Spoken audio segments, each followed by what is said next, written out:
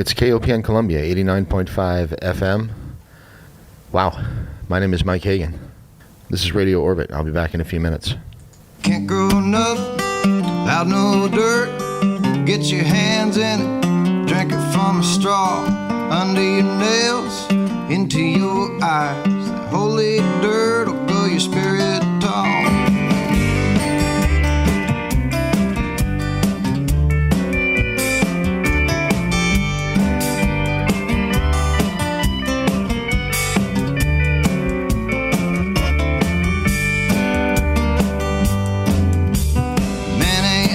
Till he can work for his bread.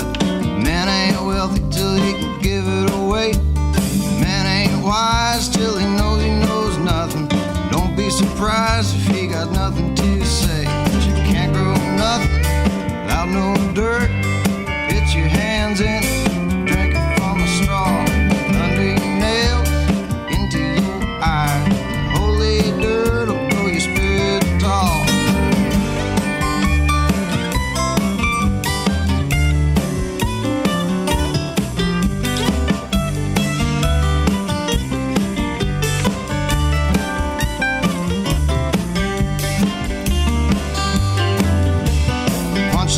Funny all by itself, unless you can see it with your good eye. Listen to your mama till you think you know better.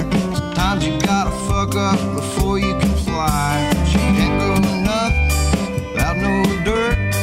Get your hands in it, drink it from a straw. Under your nails, into your eyes. The holy dirt will blow your spirit tall.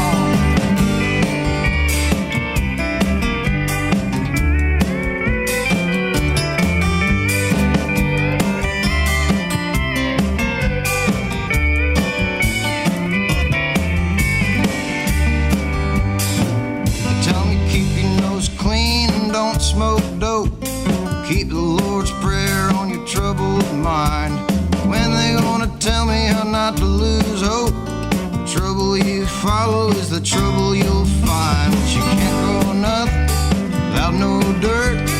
Get your hands in it, drink it from a straw. Under your nails, into your eyes. Holy dirt will grow your spirit tall.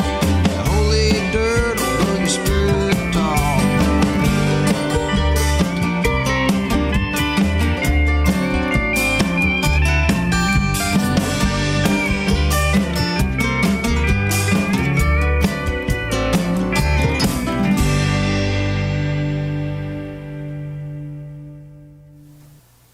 All right, welcome to the program, everybody. How about that there? Little John R. Miller to get things going. And good evening. All right, good morning, good day. Whoever you are, wherever and whenever you might be listening to this radio program, welcome to the show. It's Radio Orbit. Good to be with you tonight once again. Glad to be back here at KOPN in the studio and talking with you in real time.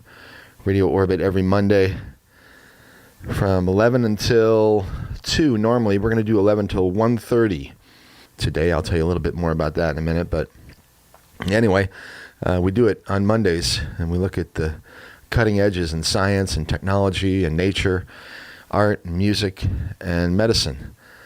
Sometimes strange and unusual, always interesting, usually pretty cool. You're listening to it Monday, July 6th, 2020. Hope you're all doing well out there and things are good for you. Welcome to the show. Hope you're enjoying the evening. Warm Monday night here in mid-Missouri.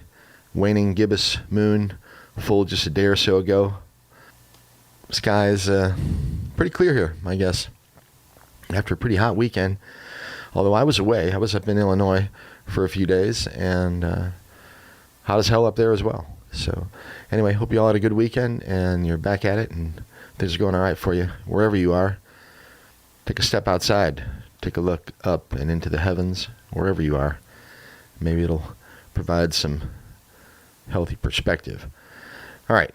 Of course, once again, it's a nice night to curl up and listen to Radio Orbit. Let me take care of a little bit of business here, and then we'll get on to the show, okay? All right.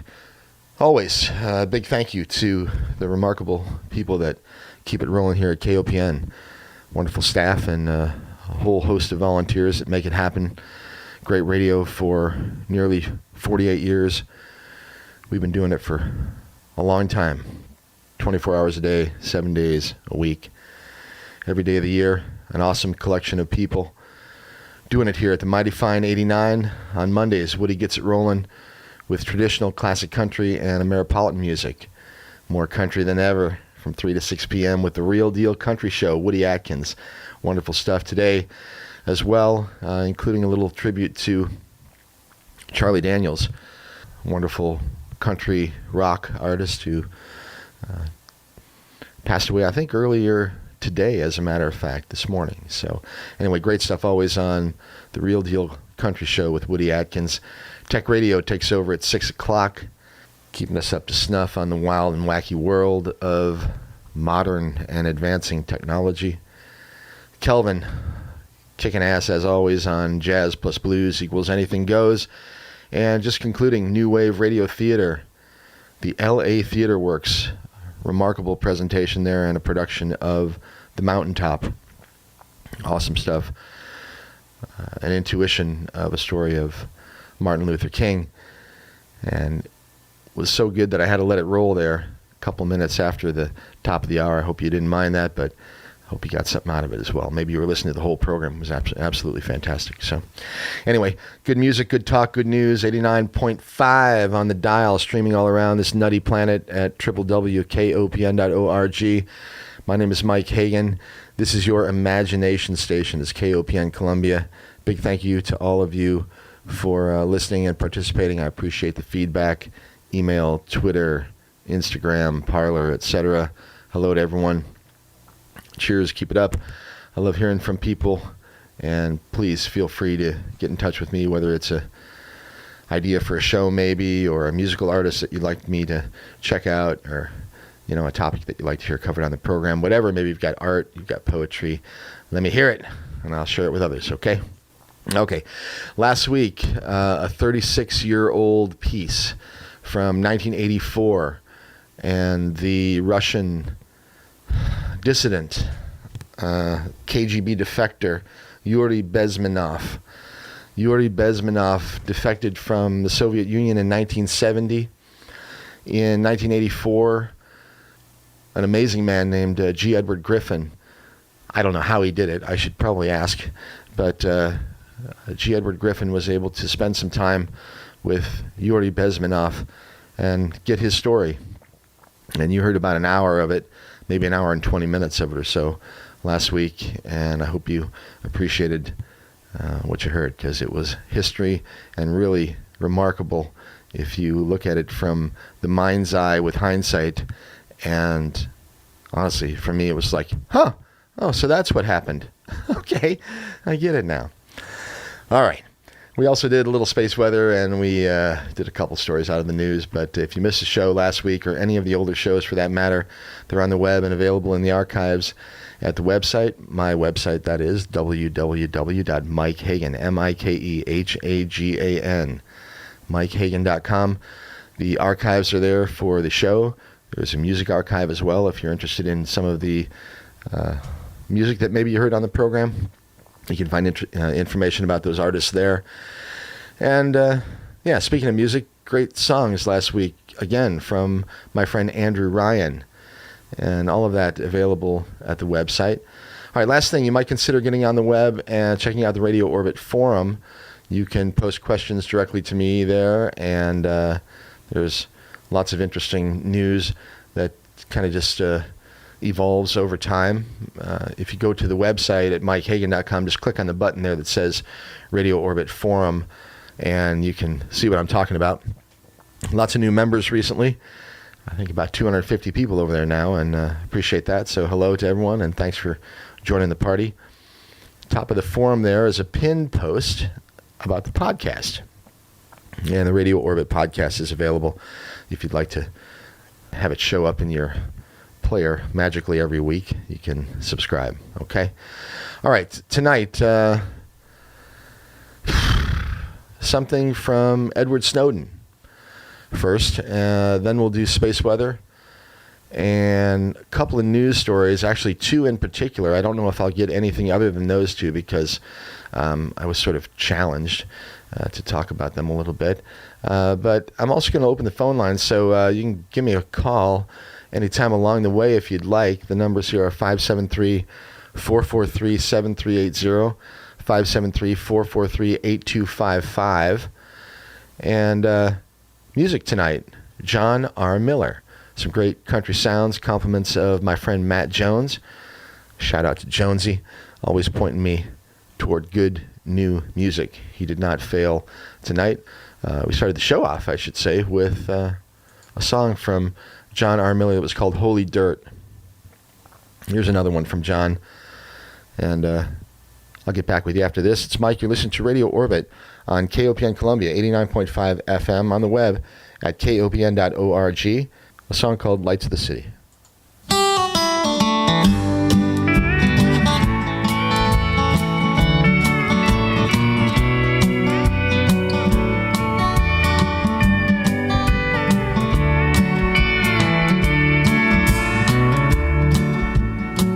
I never cared for this city,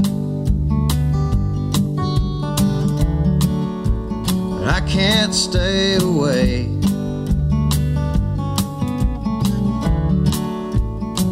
It's too late for survival now. What's that anyway?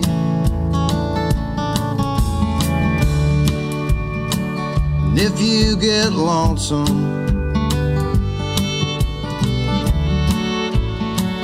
in the thick of the crowd,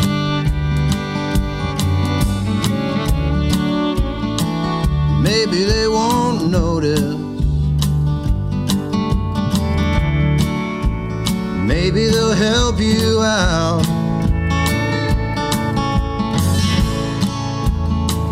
You ever seen the sunrise at noon? Felt burnt gasoline by the light of the moon.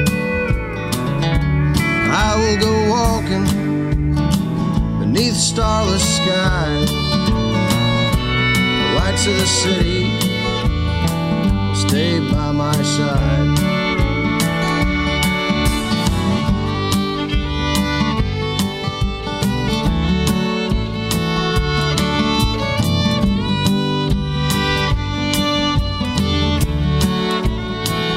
My home is the byway. I'm free as a kite. I'll be cutting my string soon. But for now, hold me tight. And I shall not wander. I shall not roam till the wind gets to shifting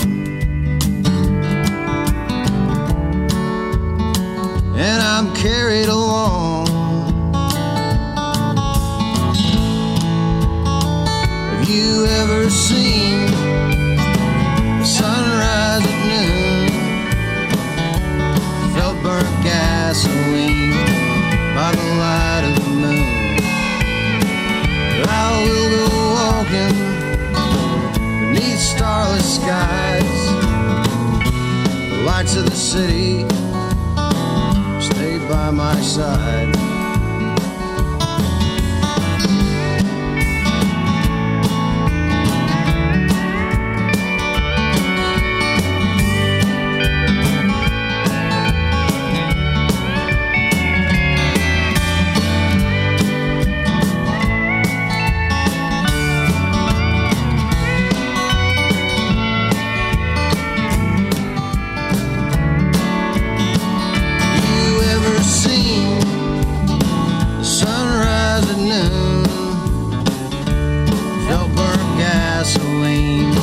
By the light of the moon, I will go walking beneath starless skies.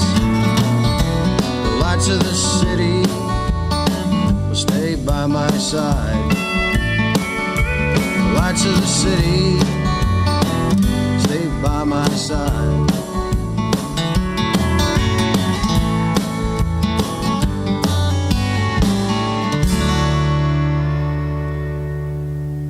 All right, that one's called Lights of the City. Great stuff from John R. Miller. Again, shout out to my buddy Matt Jones for tipping me off to Mr. Miller tonight. All right, it's Mike. You're listening to Radio Orbit on KOPN Columbia 89.5 FM.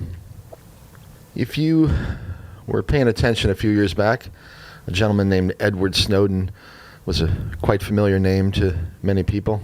Maybe still is to you. Anyway, he's a U.S. citizen who lives in Russia now, but was a former intelligence community officer and a whistleblower.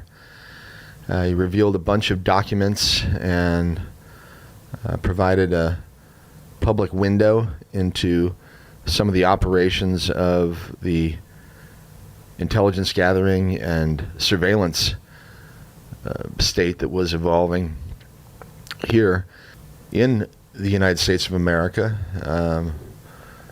The revelations that Edward Snowden brought about created a tremendous amount of attention around the world and brought people's eyes to the idea of privacy and what it really meant, and the intrusions that were happening regularly, digital security, and really the things that he did sort of led to a opening of a global debate on the issues of surveillance, intelligence gathering, and privacy, personal liberty, personal freedom, and your right to privacy. Anyway, Snowden is still alive and still making news, and he recorded a piece a couple of days ago that I think is worth listening to. It's about 15 minutes or so long, and I'll let you check it out, and you can kind of decide for yourself. The numbers here are 573-443-8255, 573-443-7380 if you want to chat afterwards. But once again, Edward Snowden, and you're listening to it here on Radio Orbit, KOPN Columbia, 89.5 FM. I'll be back with you all in just a few minutes. This is changing the world. Some could say the change has already happened.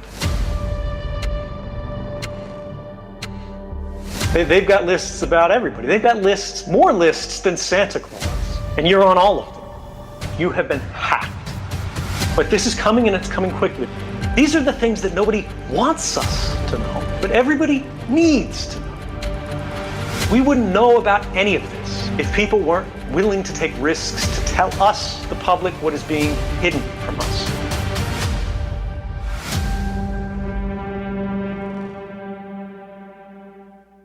Whenever a great institution, a great power, a great government is embarrassed or their policies are called into question in a way that challenges their power on a fundamental level, right? Not at the edges, not a way they can easily change, but something that goes right to the heart of what they claim an authority is that belongs to them and them alone. They say these people are traitors. Do you think he's a traitor? I know he damaged the country, and the Obama administration will deal with it. I've got to be careful here, Major, because Mr. Snowden is under indictment. He's been charged with crimes, and I can't weigh in specifically on this case at this point. You think Edward Snowden was a traitor in revealing that? I can never condone what he did. You know, he stole millions of documents. And the great irony is the vast majority of those documents had nothing to do with American civil liberties, privacy, or anything affecting us here at home. They were about information we had vis-a-vis China, Russia, Iran, others. If I am a traitor, as these generals and presidents and all these figures say, the John Kerrys of the world, who is it that I betrayed? The information that I revealed didn't go to the Chinese, it didn't go to the Russians, it didn't go to the Brazilians, it didn't go to the French. It went to American journalists, right? that all made an independent editorial determination. Not just this is what some crazy guy at the NSA thought the world needed to know. Not just Americans, but everyone needed to know. But what the newspapers thought the world needed to know. This is why we have a free press in open societies. The whole reason they exist is to challenge the monopoly on information held by the most powerful and influential members of our society. The only things we know about the worst things they've done is because someone took a risk to tell us. And if telling the public about things of vital democratic importance, right, the boundaries of your rights, the kind of world that you live in, is now treason, it's the act of a traitor, that means the government considers the public the enemy. And if that's the case, that's the side that I want to be on. This isn't about names, this isn't about programs, this isn't about law. The problem is deeper, it is structural. We, our generation, is witnessing the greatest redistribution of power in civil society since the Industrial Revolution. What does that mean? Exciting words, right? How did it happen? A generation ago, surveillance was extremely expensive. Every government had to spend extraordinary sums, amounts of money, to track individuals. To know somebody's location, just their location required teams of officers, both in buildings and out on the streets, that were working across many different shifts. Today, that dynamic is reversed. One guy sitting in front of a desk, in front of a monitor, in the air conditioning, can now track with precision unimaginably large numbers of people. And this is for the first time in human history that this is really possible, both technically and financially, for both governments and corporations. Start to not just see what an individual is doing, but for the mass of the public. And from the things they see, without even using human eyes, but electronic ones, to start to collate, to collect, index, and save nearly complete records of all of our lives, all of our daily activities. It doesn't matter whether you're a criminal, it doesn't matter whether you're an innocent, because under these regimes of bulk collection, as they call them, or mass surveillance, as the public calls them, things are collected in advance of suspicion, just in case they think it's interesting later on. And they say, well, if we don't read these things, if we simply collect them, it's not a violation of your rights, because a human looked at it, a machine. The idea of an unconsidered thought, the youthful indiscretion, a forgotten mistake, the picture of us drinking when we were younger at a party that our parents didn't know about, just being among friends, those are starting to sound quaint for a forgotten time. These are things that no longer exist. Mistakes that don't follow us. Everything follows us. And think about what that means for just the human psyche. Who remembers precisely what they were doing on this evening just a few weeks ago? How about a few months ago? How about a few years ago? None of you, probably. I don't. But the spies at your intelligence services, they do. They've got lists about everybody. They've got lists, more lists than Santa Claus. And you're on all of them. Think about Facebook. Think about Mark Zuckerberg. He's almost intentionally insulted parliaments in Europe by going, I don't have to answer your questions. I'm too busy. I'll send some, person at the bottom of the corporate structure to go sit in the chair, but my chair will be empty. And think about what that means about how he views the world and your place in it. The reality is Facebook doesn't care about you. It doesn't care about your country. It doesn't care about your politics.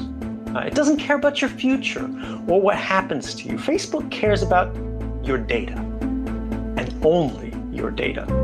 They are a surveillance company, and their product is you. It is the record of every article, that you've ever read, that you've ever bothered to click. But it's more than that. It goes deeper. It's the people that you care about, and who among them means the most to you. It is the ideas that attract you and the things that repel you. It is a system that is designed to observe your life, to calculate the value of it, to crystallize it, to save it, and then to do something with it. It is a system designed to put your mind on a shelf with a price tag that is available to anyone with the money. And it works. Now, some of you might say, well, these are just the things that I put out there online, voluntarily. You'd be wrong, but for the sake of argument, let's pretend it's true and move on again, away from government, away from just social media, that kind of corporate surveillance, to something more personal. What about the things that you don't choose to share? How many of you in the audience have a smartphone with you right now? An iPhone or an Android phone. It's everyone, right? I want you to imagine that right now, there's a Russian company whose entire business is based around the idea of developing a kind of digital burglary tool. And they go by the name the NSO Group. Their product used to work like this.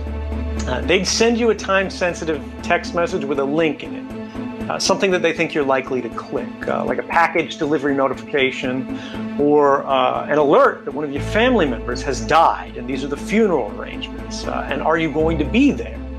And if you click this link, and because they can try 100 different times in 100 different ways, eventually everyone does, your phone now belongs to whoever sent you that message. You have been hacked by this product.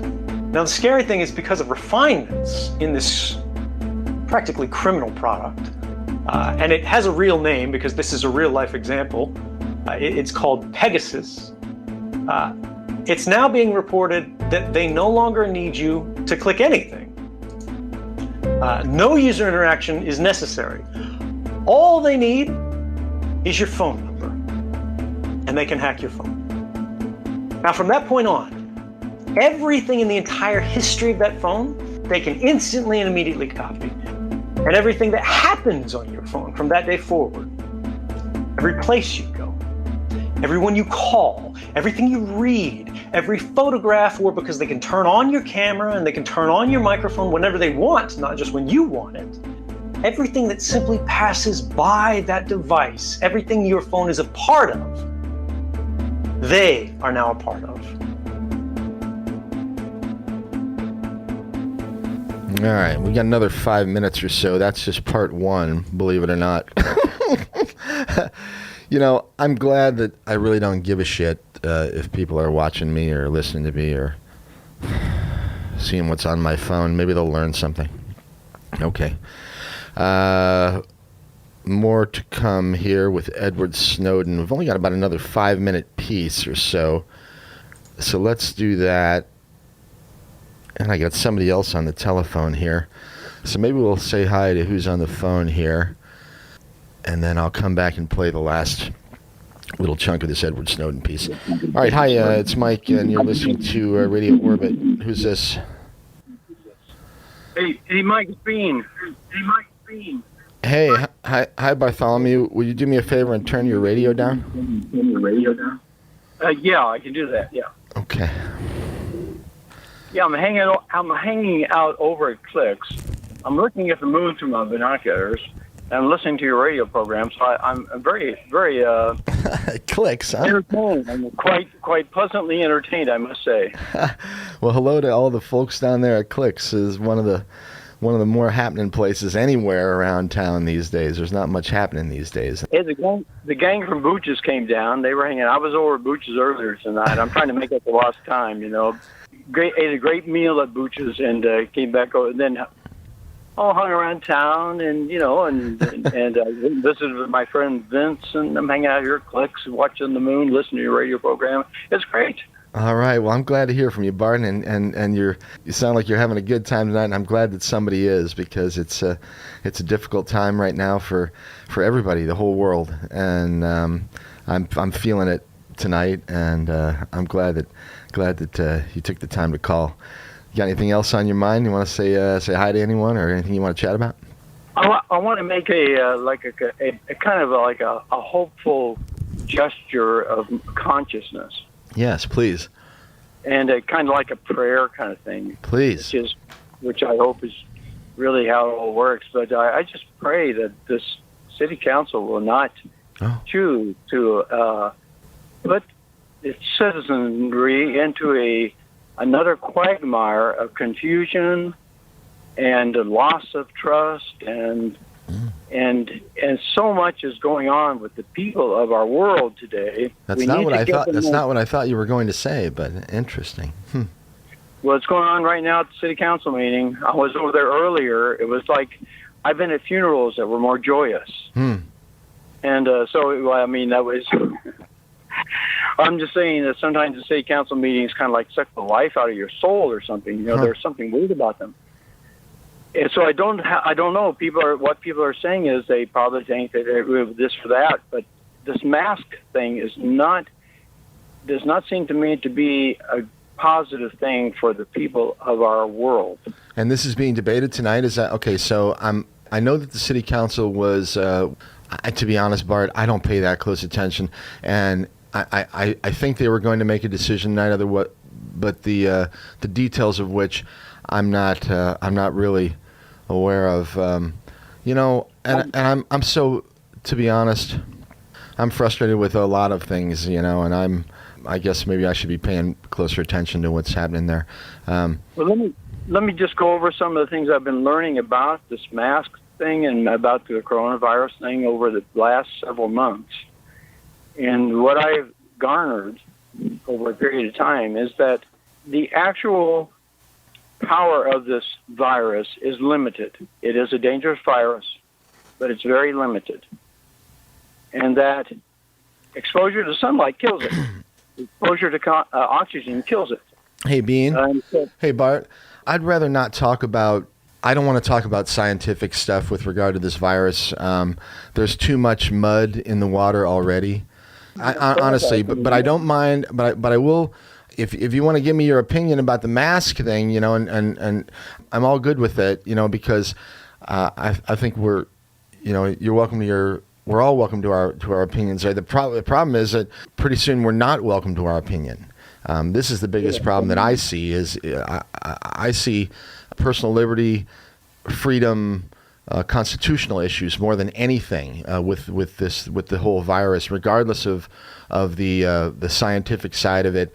I have a story that I'm going to read in a little bit here that has to do with the origins of the coronavirus, and all of it is extremely unsettling, Bart. I mean, it's so bad, but.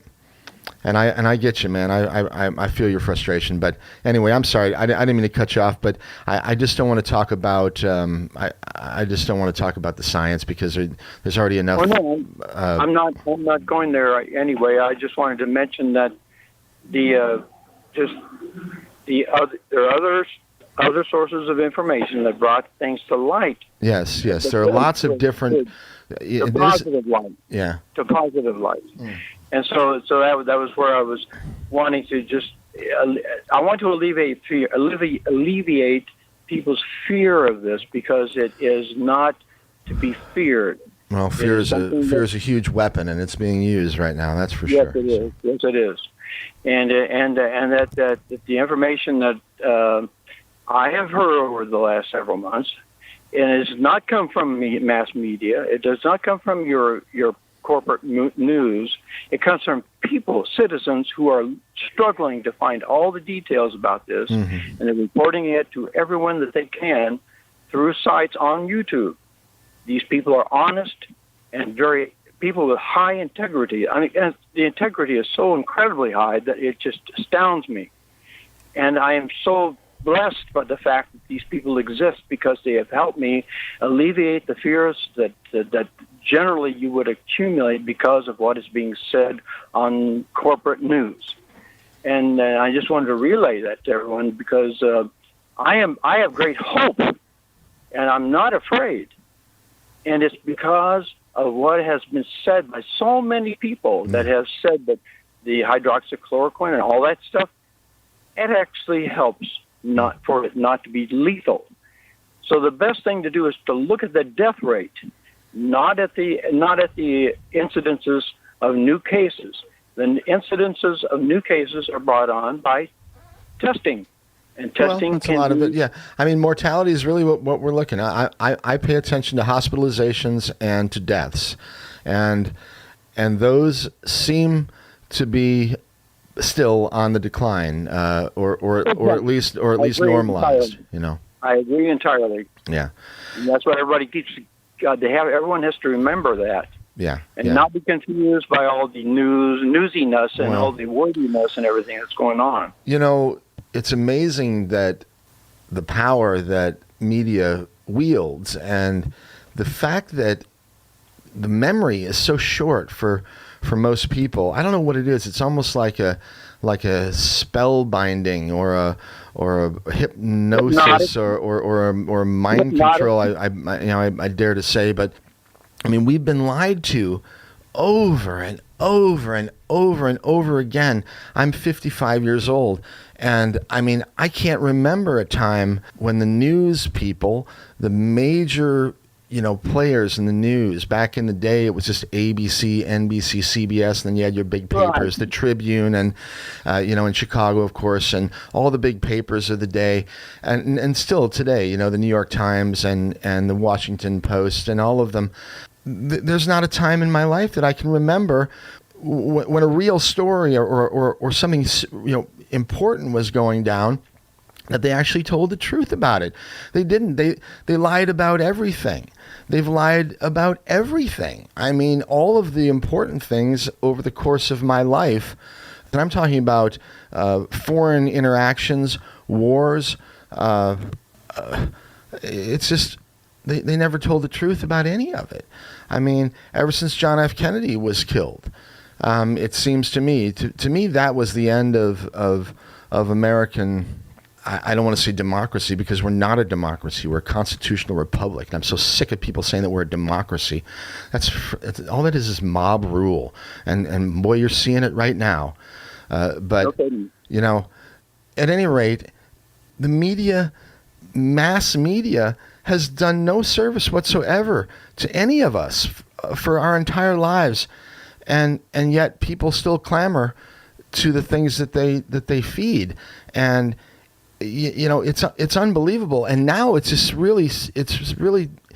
a mess, Bart, because no one can tell what's really true, because now there's just so much out there that, for every story, there's a contradictory story. For every supposed truth, there's someone that will tell you that that's false. And people are absolutely confused, and I get it, and I'm confused myself, and it's really sad. And I don't know. I appreciate your message of hope, because that's what we need is some hope. But a friend of mine, I did some math with a friend of mine this morning, and we were trying to figure out what the general population of Colombia was. That's probably about 100,000. Yeah, plus or minus, yeah.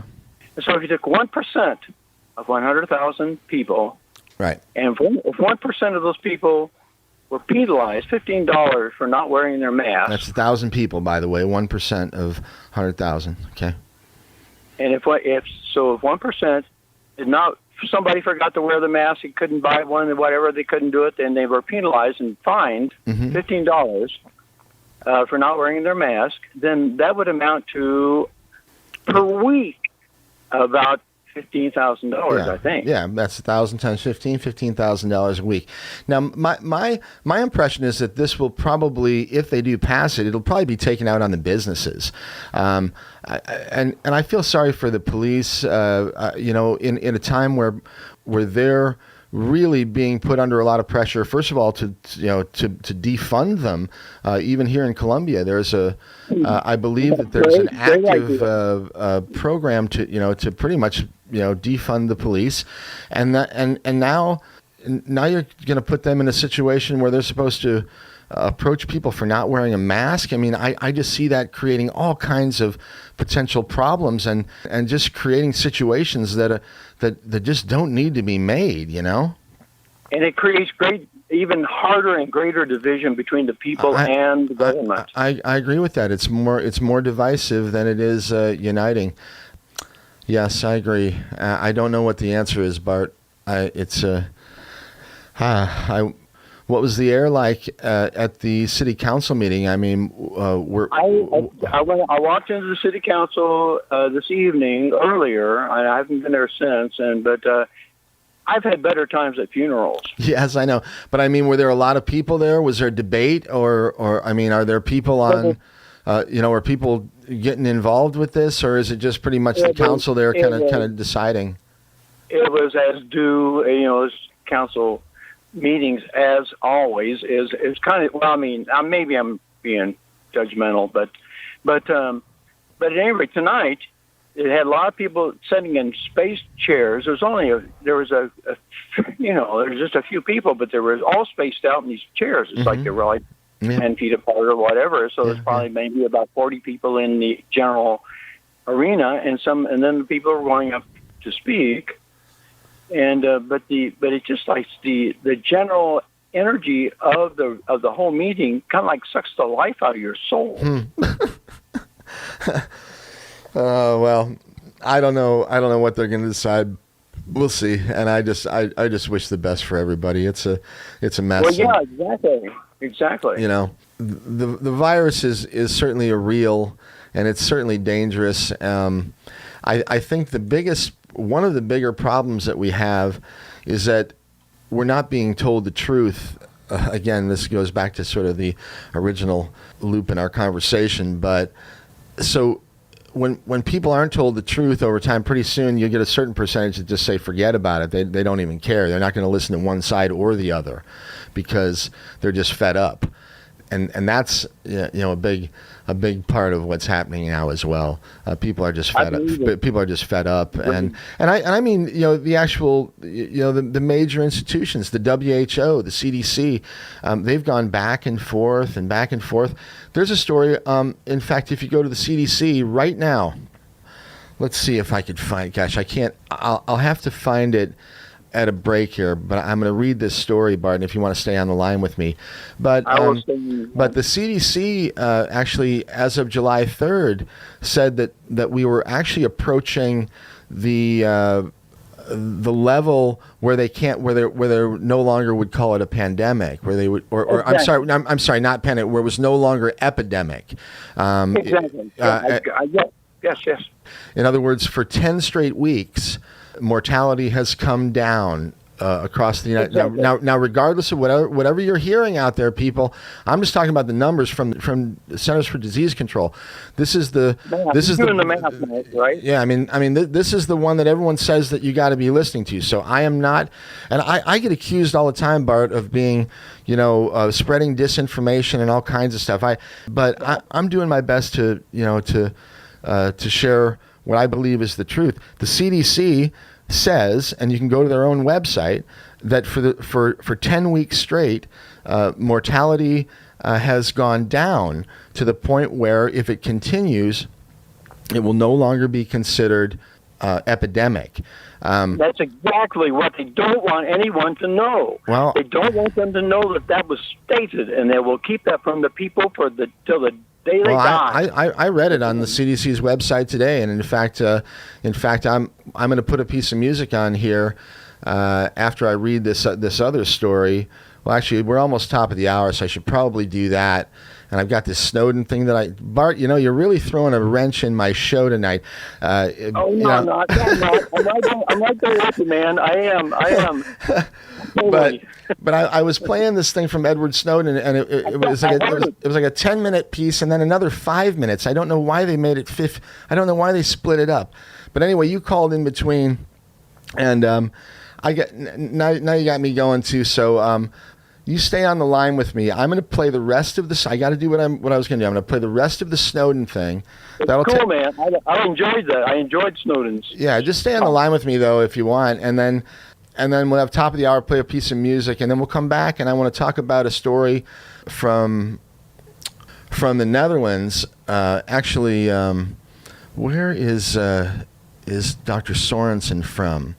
He's from Norway. But anyway, a brilliant Norwegian virologist whose name is Birger Sorensen. And he is one of the few people who have kind of broke the silence about something else that I'm going to share with everyone at the top of the hour. But all right, Edward Snowden here, and then Bean, we'll come back and we'll chat a little bit after the top of the hour, okay? Sounds good, Mike. Good to hear from you. Yeah, I'm glad you called, and you know, it's crazy times, Bean. All right, yeah. I'm enjoying the Snowden stuff, by the way. All right, back in a few minutes with him, with Bart, and in the meantime, let's finish up with this piece from Edward Snowden, part 2. Here it is. It's Mike. You're listening to Radio Orbit on KOPN Columbia, 89.5 FM. I'm on the web at www.mikehagan, M-I-K-E-H-A-G-A-N, mikehagan.com. And, yeah, back in a few minutes. How many of you in the audience have a smartphone with you right now? You know, an iPhone or an Android phone. It's everyone, right? I want you to imagine that right now there's a Russian company whose entire business is based around the idea of developing a kind of digital burglary tool. And they go by the name the NSO Group. Their product used to work like this. They'd send you a time-sensitive text message with a link in it. Something that they think you're likely to click, like a package delivery notification or an alert that one of your family members has died, and these are the funeral arrangements, and are you going to be there? And if you click this link, and because they can try 100 different times in 100 different ways, eventually everyone does, your phone now belongs to whoever sent you that message. You have been hacked by this product. Now, the scary thing is because of refinements in this practically criminal product, and it has a real name because this is a real-life example. It's called Pegasus. It's now being reported that they no longer need you to click anything. No user interaction is necessary. All they need is your phone number, and they can hack your phone. Now, from that point on, everything in the entire history of that phone, they can instantly and immediately copy. And everything that happens on your phone from that day forward, every place you go, everyone you call, everything you read, every photograph, or because they can turn on your camera and they can turn on your microphone whenever they want, not just when you want it, everything that simply passes by that device, everything your phone is a part of, they are now a part of. I want you to reflect on that capability and the nature of it being created and provided by this, Russian enterprise. And think about this from the legal angle.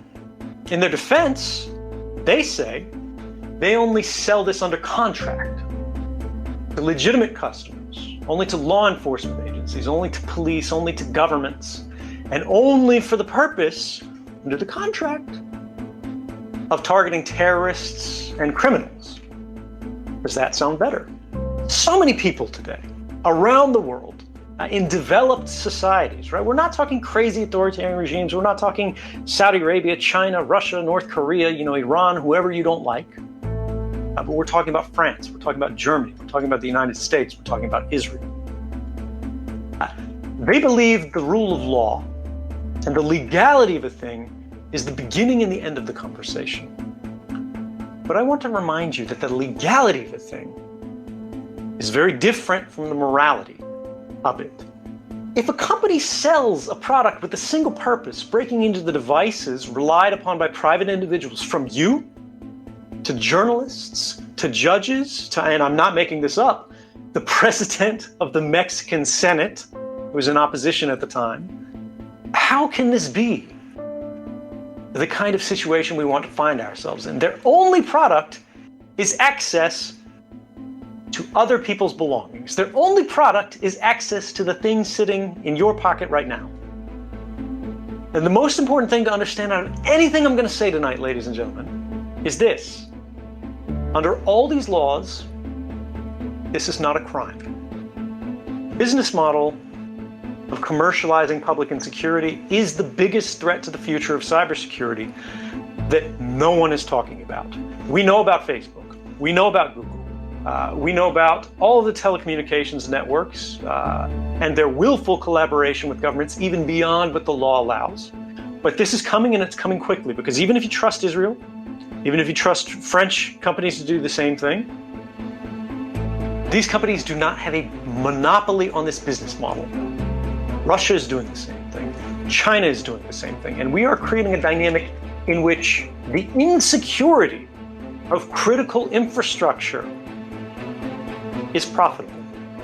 These are the things that nobody wants us to know, but everybody needs to know. And it is this principle that's all too easy to forget in our comfortable lives, of accepting risk on an individual level in order to improve things on a collective level that moves us toward a better world. Now, this question that I ask you tonight, is it better, is it worse? What's going on with surveillance? Are things improving? Is not the real question.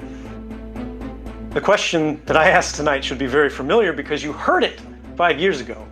This wasn't about surveillance. Surveillance was the mechanism of discussion, but the fundamental topic was democracy and the disempowerment of the public. The fact that we are being transformed from citizens, partners to government, instead to subjects of it. The world that we live in is one that we did not design, we did not approve, and we do not control. The question, ladies and gentlemen, is what are you going to do about it?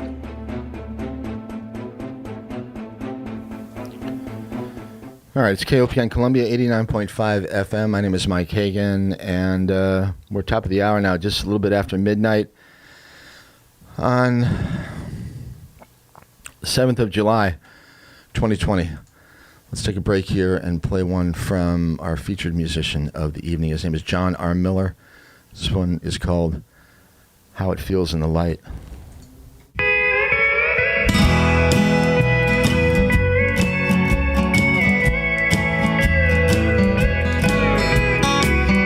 Pissed off, broken, hammered, willfully confused.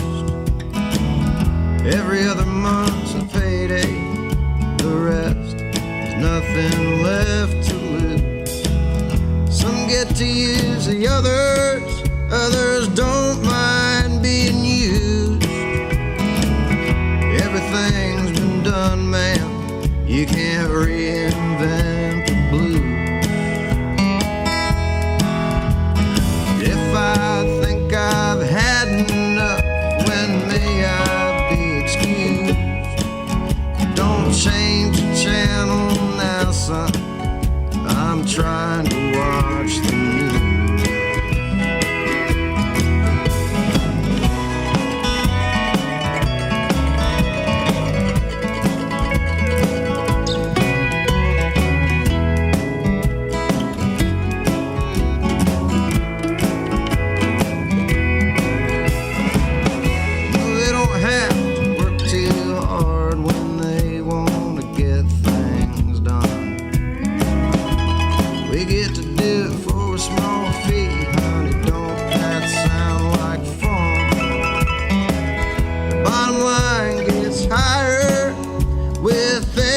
Setting sun on a living wage, man. Let's see how fast you can run. If you want some clarity, you better have the guns. All they gotta do is keep every man thinking he's number one.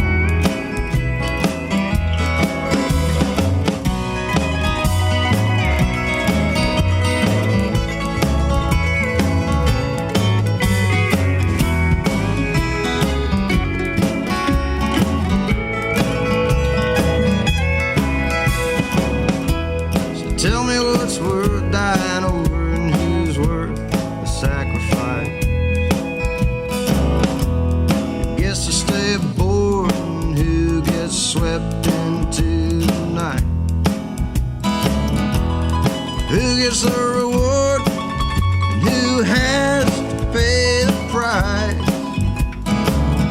Who's driving this big ass bus, making sure we sit up night?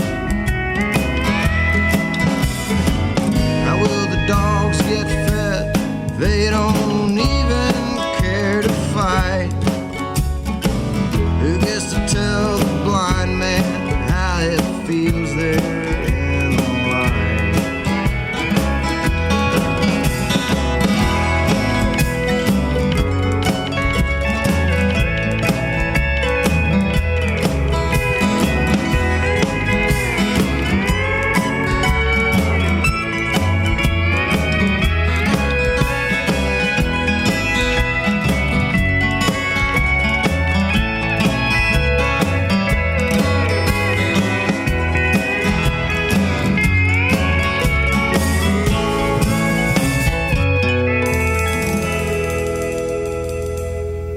Yeah, there you go. John R. Miller. That one's called How It Feels in the Light. Feels good. Okay. It's Mike. You're listening to Radio Orbit, KOPN Columbia, 89.5 FM. Before we go any further, I am reading right now, and let's see, it is, I should say it's KOPN Columbia, 89.5 FM. It's Radio Orbit. I probably already said this, but for the record, okay. Yeah, it's July 7th, 2020. And I am reading now from www.cdc.gov, coronavirus 2019 NCOV, blah, blah, blah, blah, blah. Okay, I'm at the CDC's website. Now, you got to scroll all the way down to the bottom to find this because they are not happy about it, clearly. But the title of the section here is called Mortality Surveillance. And you would think that that would be at the top of the fucking page, by the way. All right? Mortality surveillance, right? We've been talking about surveillance all night. All right? Well, the mortality surveillance of this pandemic, of this disease, it's the most important thing. All right? So it shouldn't be at the bottom of the page that you have to scroll all the way down to find, by the way. All right? Exactly. Anyway, here, I'm reading from it, okay? The National Center for Health Sciences, NCHS, collects death certificate data from vital statistics offices for all deaths occurring in the United States. Based on death certificate data available on July 2nd, 2020, 5.9% of all deaths occurring during the week ending June 27th, 2020, that was week 26 of the year, were due to pneumonia, influenza, or COVID-19.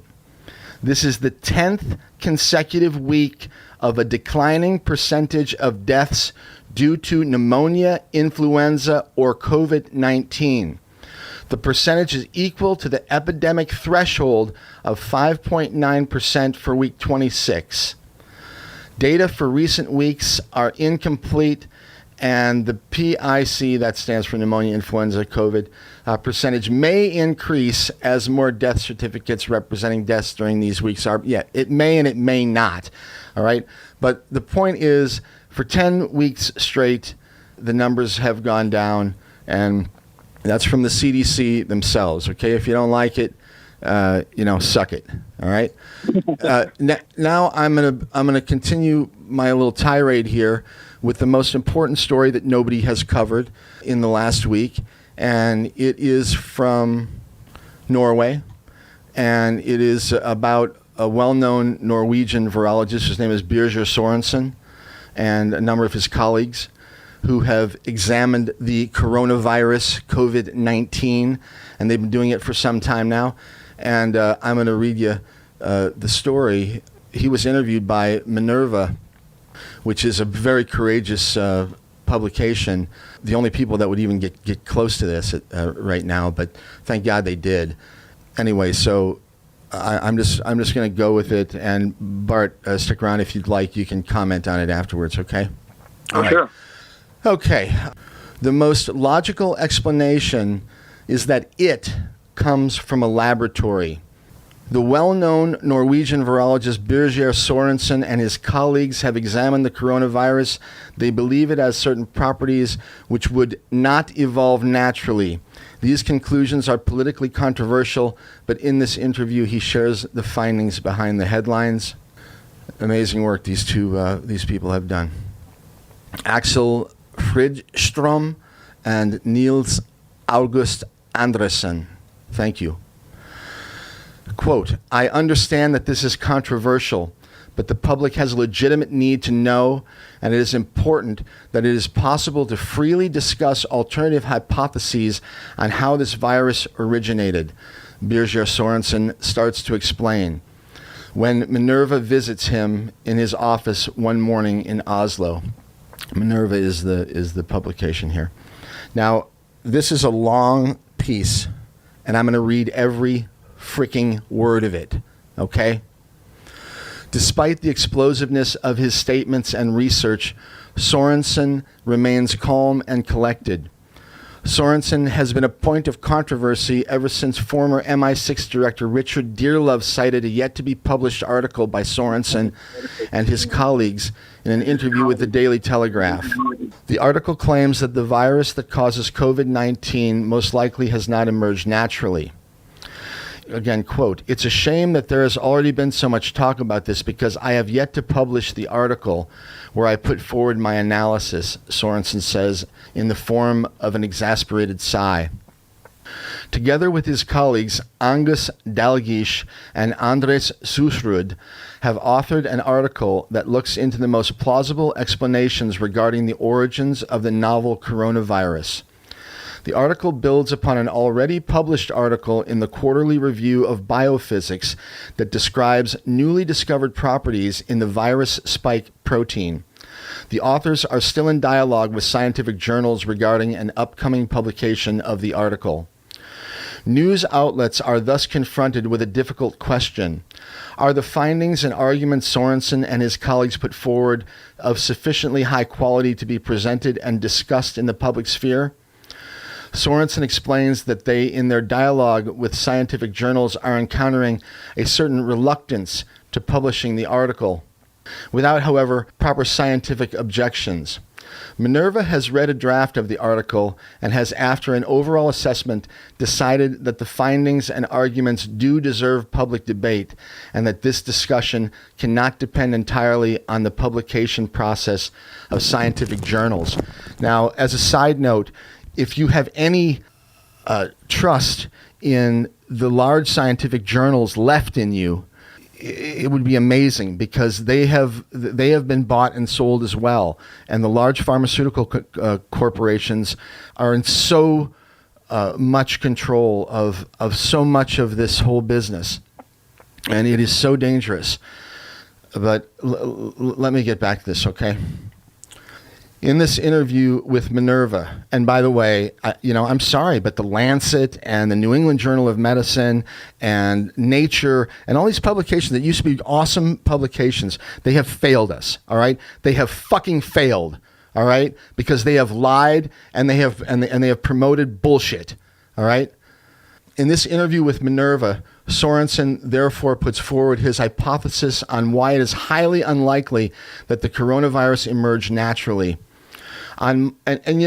This guy, by the way, Dr. Sorensen, is not just some nobody, all right? He's an incredibly amazing physician and scientist who's done remarkable work, including very important work that's been recognized about HIV, all right?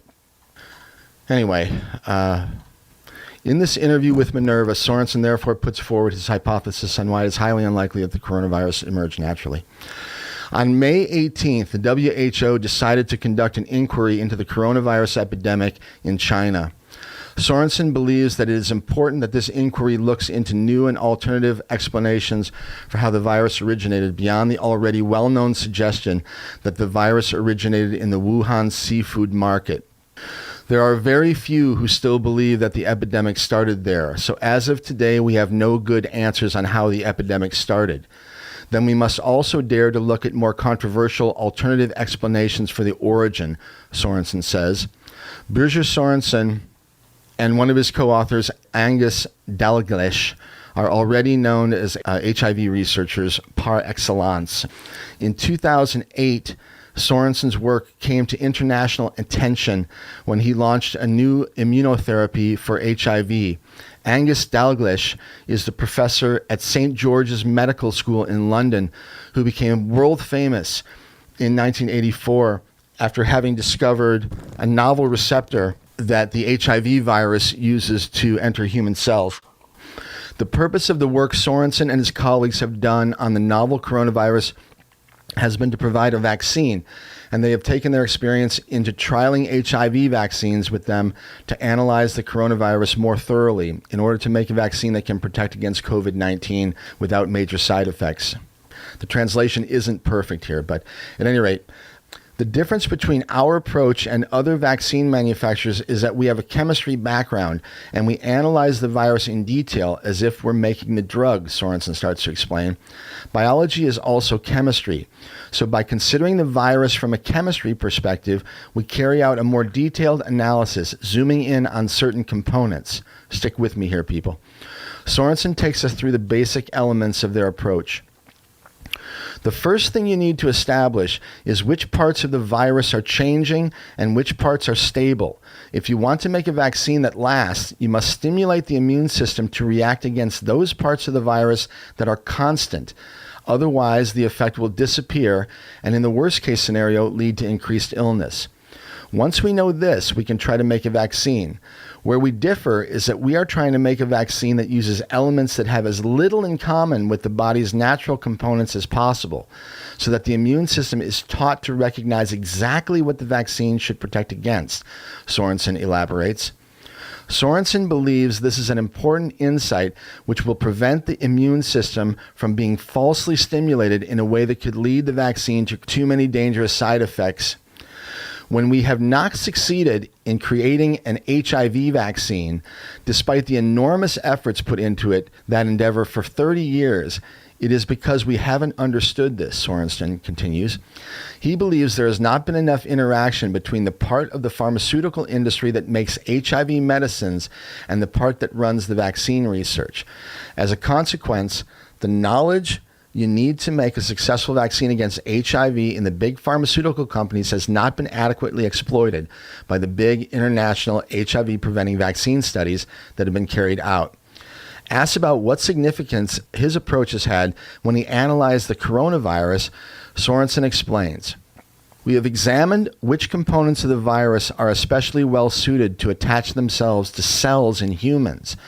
And we have done this by comparing the properties of the virus with human genetics. What we found was that this virus was exceptionally well adjusted to infect humans." He pauses for a second. "So well that it was suspicious," he adds. It is already known that the novel coronavirus, like the virus that caused the SARS epidemic in Southeast Asia in 2002 and 2003, could attach itself to the ACE2 receptors in the lower respiratory tract. But what we have discovered is that there are properties in this new virus which enables it to use an additional receptor and create a binding to human cells in the upper respiratory tract and the intestines, which is strong enough to produce an infection, Sorensen elaborates. Sorensen says that it is the use of this additional receptor that most likely results in a different illness in COVID-19 patients than the one resulting from SARS.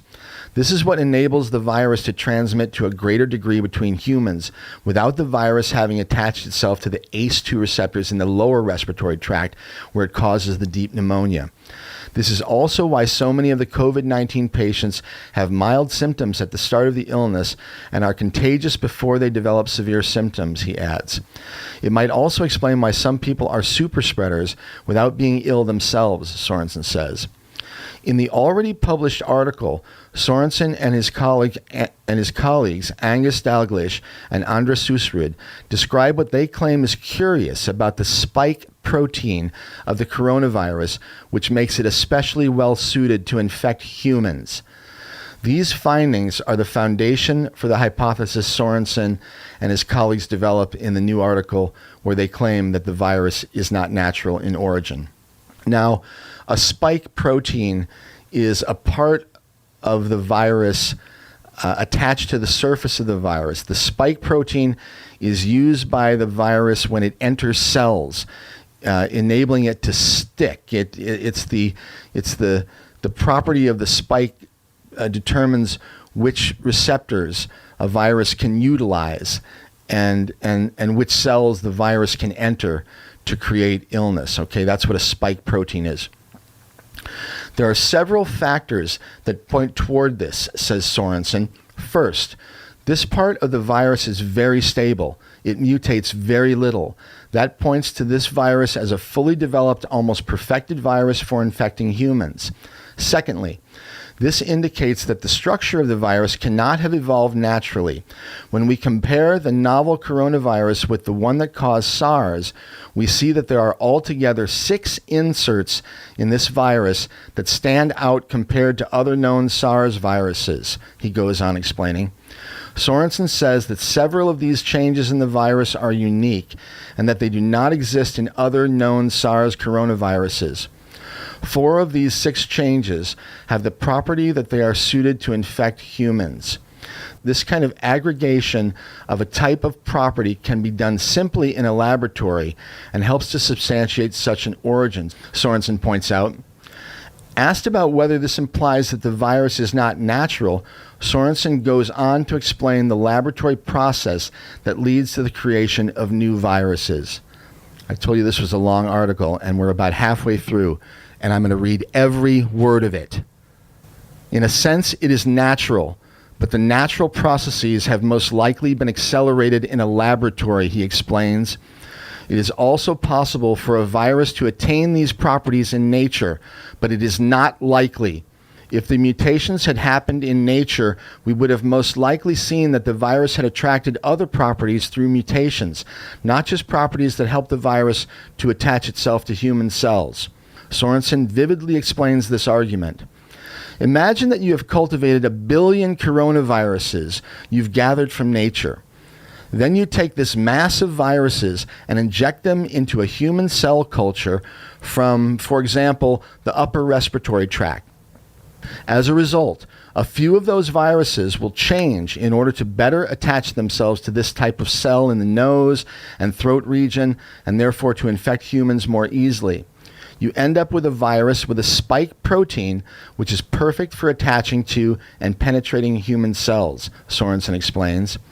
Asked about the particular mutations in the virus that lead to this conclusion, Sorensen says, what we see is that an area that you could observe in the first SARS coronavirus has been moved, so that the parts of the virus that are particularly well suited to attach to humans have become part of the spike protein that the virus uses to penetrate human cells. And it is this moving of the area of the virus which makes the virus, altogether with the injected areas explained above, able to utilize an additional receptor to infect humans. On a board in the meeting room where Sorensen is hosting our meeting, he illustrates what he is trying to explain, and how a component of the virus, which previously was situated on another part of the shell of the virus, now has become part of the spike protein. Sorensen is therefore quite confident that the virus has originated in a laboratory. I think it's more than 90% certain. It's at least far more probable an explanation than it having developed this way in nature, Sorensen responds.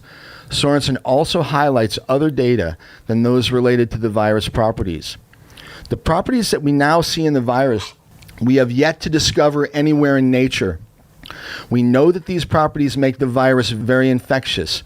So if it came from nature, there should also be many animals infected with this, but we have still not been able to trace the virus in nature. The only place we are aware of where an equivalent virus to that which causes COVID-19 exists is in the laboratory.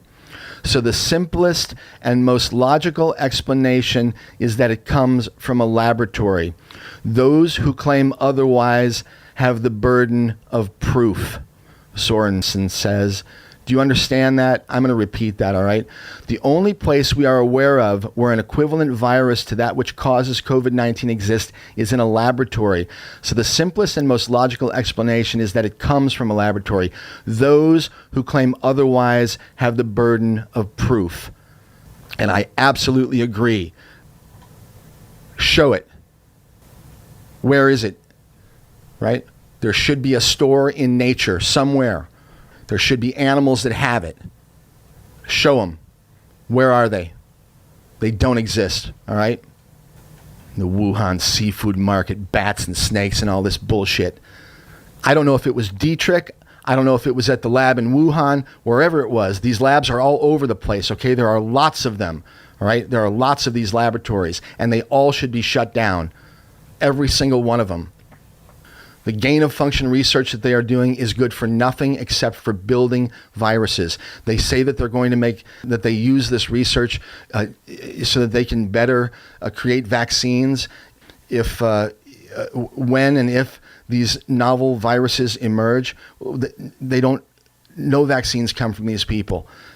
All that comes from them are horrifying bioweapons. They should all be shut down immediately. And every media outlet on the planet should be talking to Dr. Sorensen. There are indeed earlier known experiments where changes to the coronavirus have been engineered. An interesting example of this kind of research is a collaborative effort between Wuhan Institute of Virology and the University of North Carolina at Chapel Hill. In a 2015 article, Menachery et al. Describes experiments with laboratory-created coronaviruses, the so-called gain-of-function studies. The purpose of this research is partly to be better prepared for new pathogenic variants of the virus. But the researchers also write, the potential to prepare for and mitigate future outbreaks must be weighed against the risk of creating more dangerous pathogens.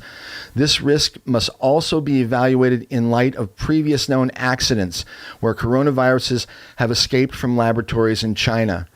And I'm not blaming anybody. I don't know if this was an accident or if it just, or maybe we're already at war. Who knows? Maybe we're already in the middle of a war. They don't tell us anything, so we don't know the truth about what's going on. But wherever it was manufactured, that's probably the way that it happened. And by the way, gain of function, and this is something that they do in these laboratories, according to the U.S. Department of Health and Human Services, gain of function studies refer to research which aims to increase the ability of a pathogen to cause disease. Can you believe it? This is according to the U.S. Department of Health and Human Services. Gain of function studies refer to research which aims, this is the goal, all right, people, which aims to increase the ability of a pathogen to cause disease. The method is controversial because it entails risks, such as viruses escaping from labs. Oh, for the love of God. Between 2014 and 2018, this kind of research was prohibited in the United States, but in December 2017, American authorities announced that the ban would be lifted. Unbelievable. It's unreal, you guys. All right, several researchers have already pointed out that artificially created viruses would be easy to identify. We therefore ask Sorensen why this has not been identified earlier. Sorensen believes there are several reasons for this.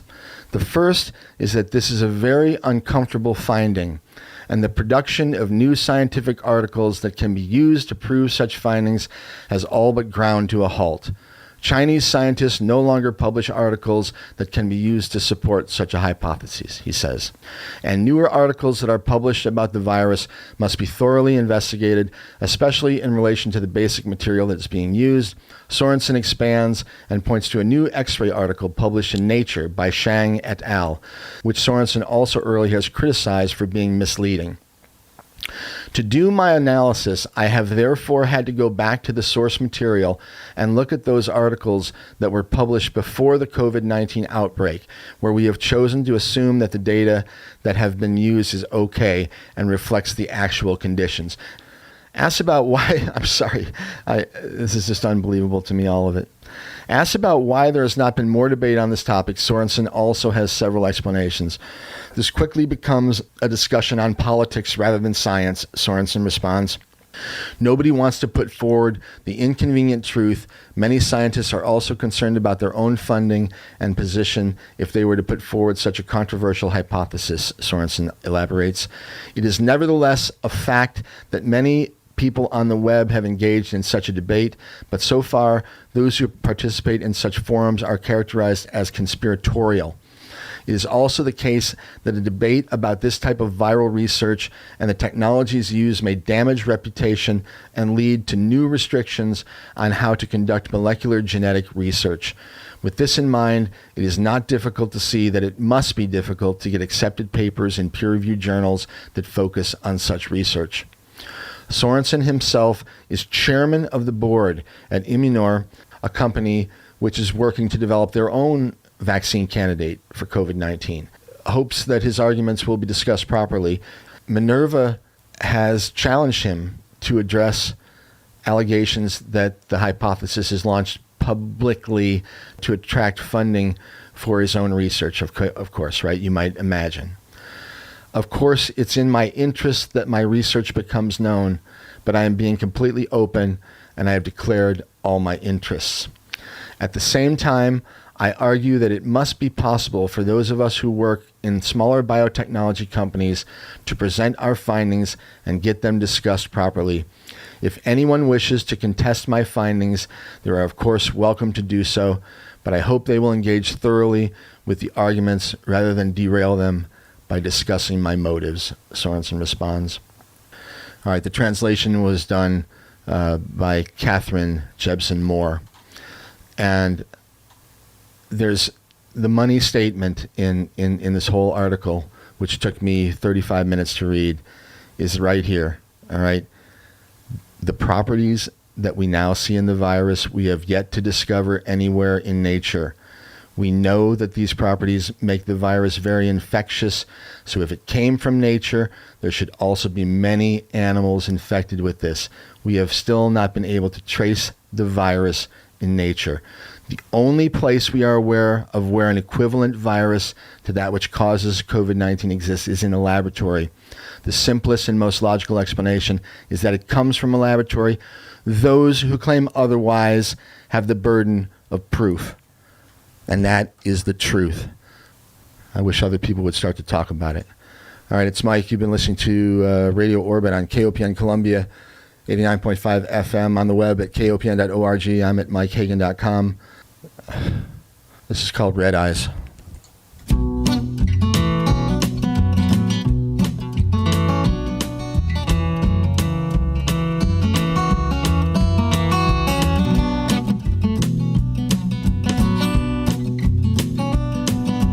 When I got nowhere to go, I'd take a trip way down below where everyone is. The numbers here, 573-443-8255, 573-443-7380, if you have anything to comment. When they speak, fall down to my wicked knees. There's something else beyond the trees where the time is always now.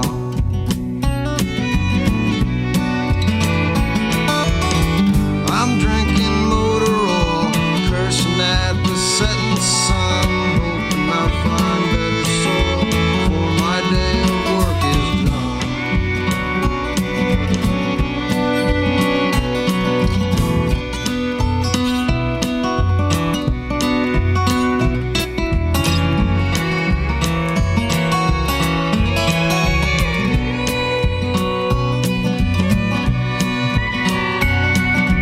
Met a fairly young chanteuse, liked her beer with V8 juice.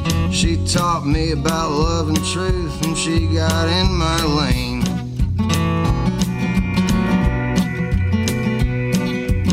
She's got a voice to beat the band, trouble dealt with every hand. Make no mistake, there is no man who can keep her soul restrained.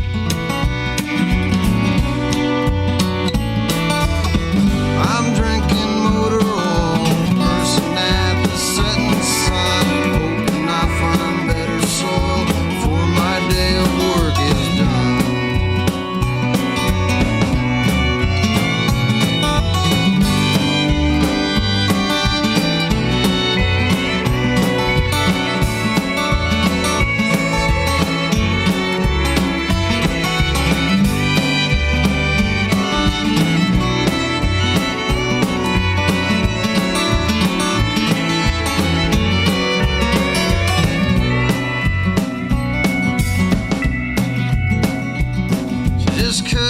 got nowhere to be. Doesn't mean nowhere's all you can see. Said freedom is all you get for free, so go tell it up on high. Your four walls are all you've ever known. Go make some riverbank your home. You might find you ain't so alone under the naked sky.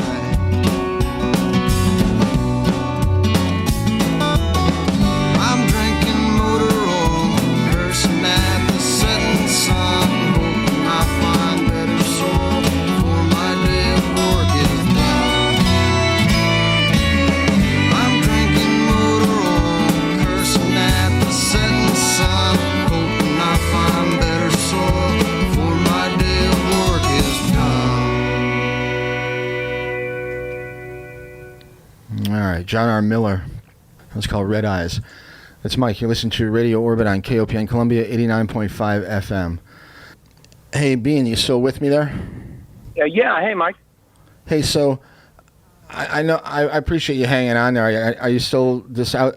What are you doing? You're standing outside of Clicks, for God's sake?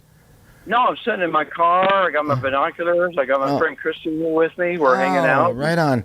All right. Well, stick with me again for a minute because I got to finish something up here that I started, and I'm going to bring it full circle. All right, and then I'll. Fantastic. All right. Hold on a second. Okay. On the web at kopn.org, we're streaming all the time every Monday from 11 till 1:30 now. My buddy Eric P's Sound Legacy will be coming in at 2:30. We're keeping an hour in between shows.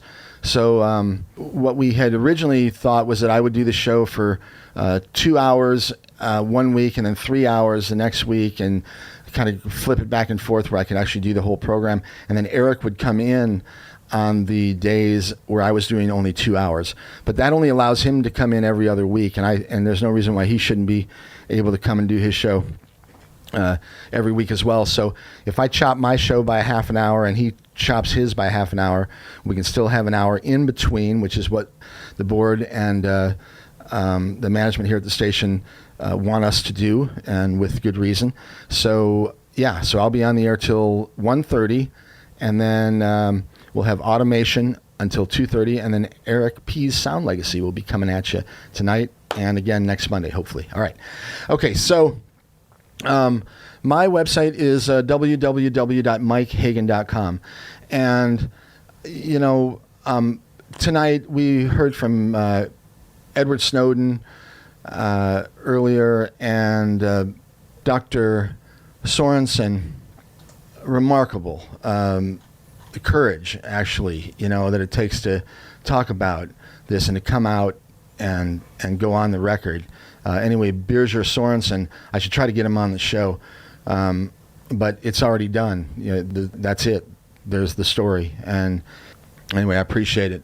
I appreciate the courage that it took to do that, and for Minerva to publish it. So anyway, interestingly enough, that thing was published. That story came out on Thursday, July 2nd. Get this, you know, and I mentioned the website, and I always say that you can go to the forum, and if you click on the little button that says Radio Orbit Forum, yeah, you can. And there's a subreddit there, and I post all kinds of stories about all kinds of things, and there's just page after page after page of things that I've been posting for years now that I find interesting. And recently, though, a lot of them, you know, have been about COVID. And certainly not everything that's out there. You guys know, I mean, before this virus thing got everyone's attention, I mean, I'm not political. I don't talk politics. I'm totally turned off by all that stuff. I think it's a waste of time and energy.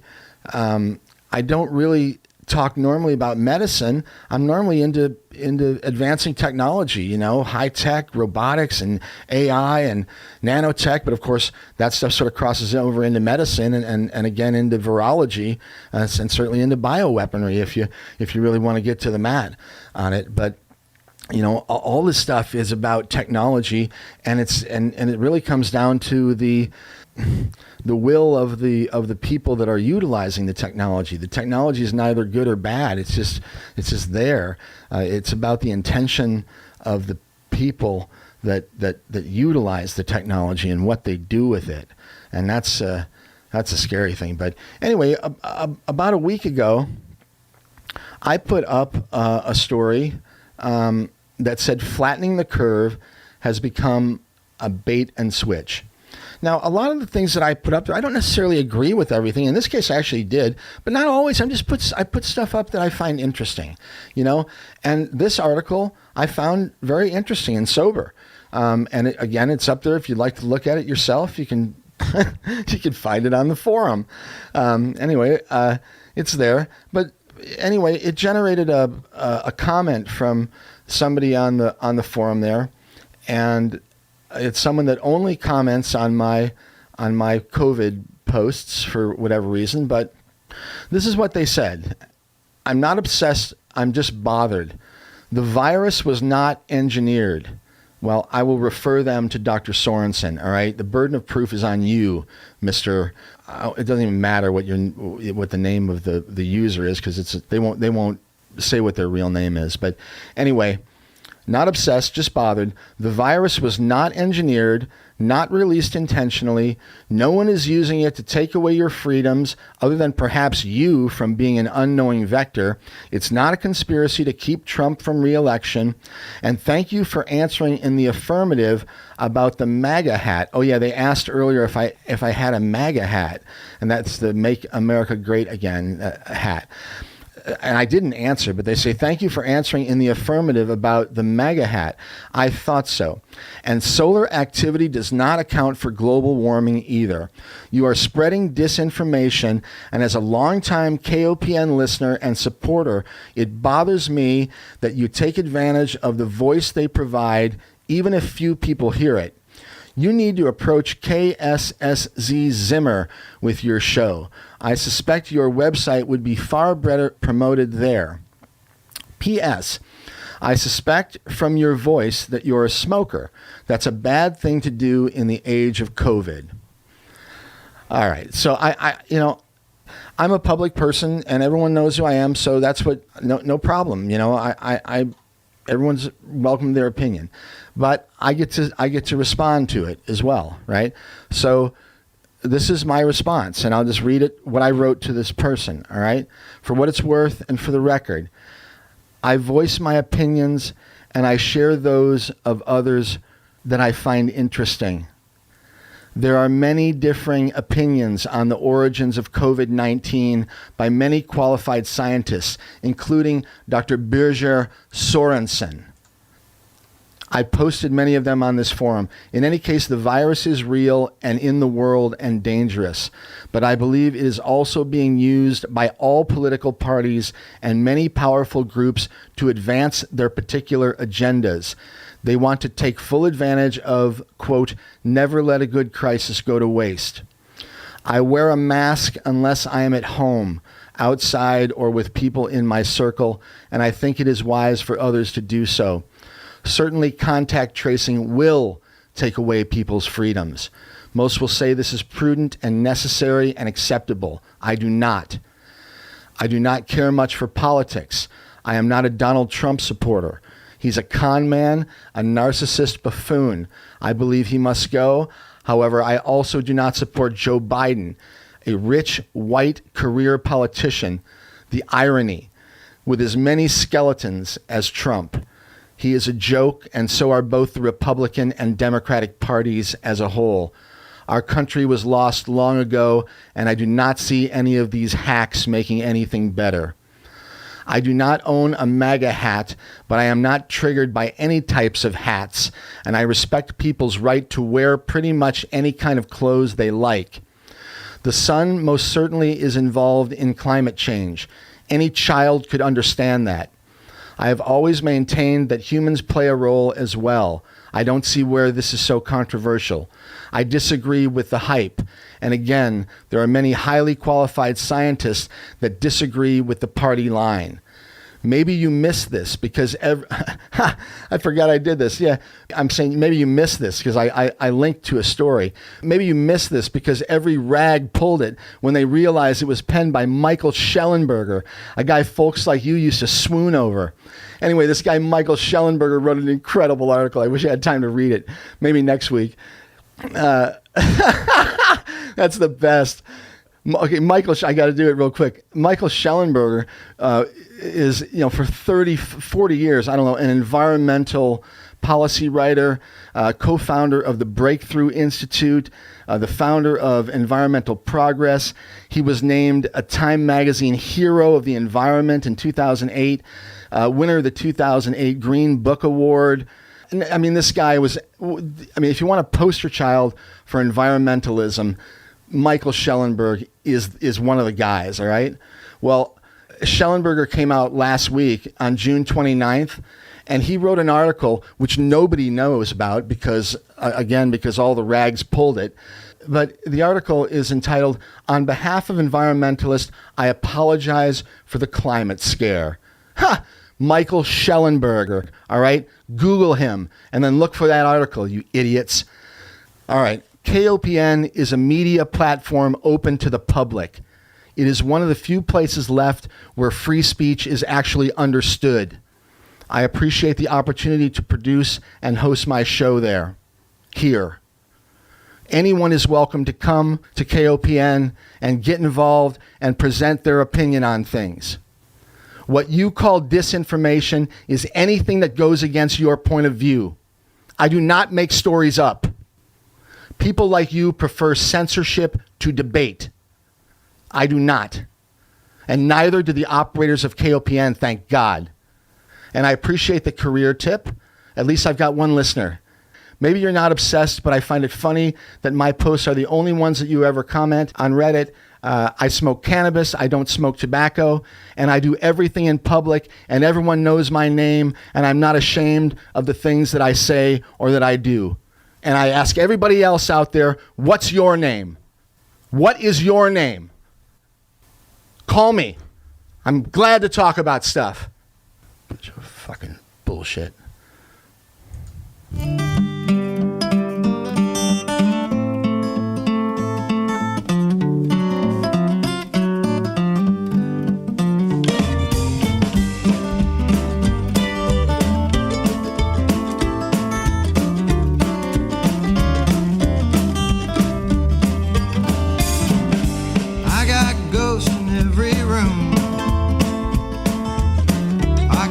Talking, to know who they're talking to.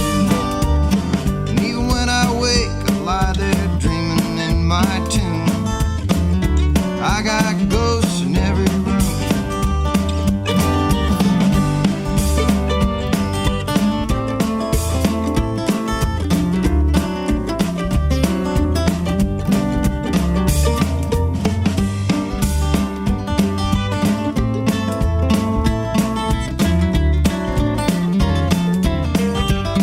And I'll tell you something else. I'll tell you something else about bioweapons, all right? Because I know a little bit about bioweaponry, okay? And when they manufacture a bioweapon, guess what? They also manufacture what's called the countermeasure, right? That means a cure, all right? That means that, of course, you're going to manufacture that because if you're going to use this on somebody, you want to make sure that your guys and girls don't get it, right? Okay, so if Dr. Sorensen is correct and this thing was manufactured in a laboratory, then there's already a countermeasure for it, all right, people? If a vaccine comes out, miraculously solves this problem, it already existed, all right? They made it at the same time. That's the way this shit works. God. Apparitions in my brain.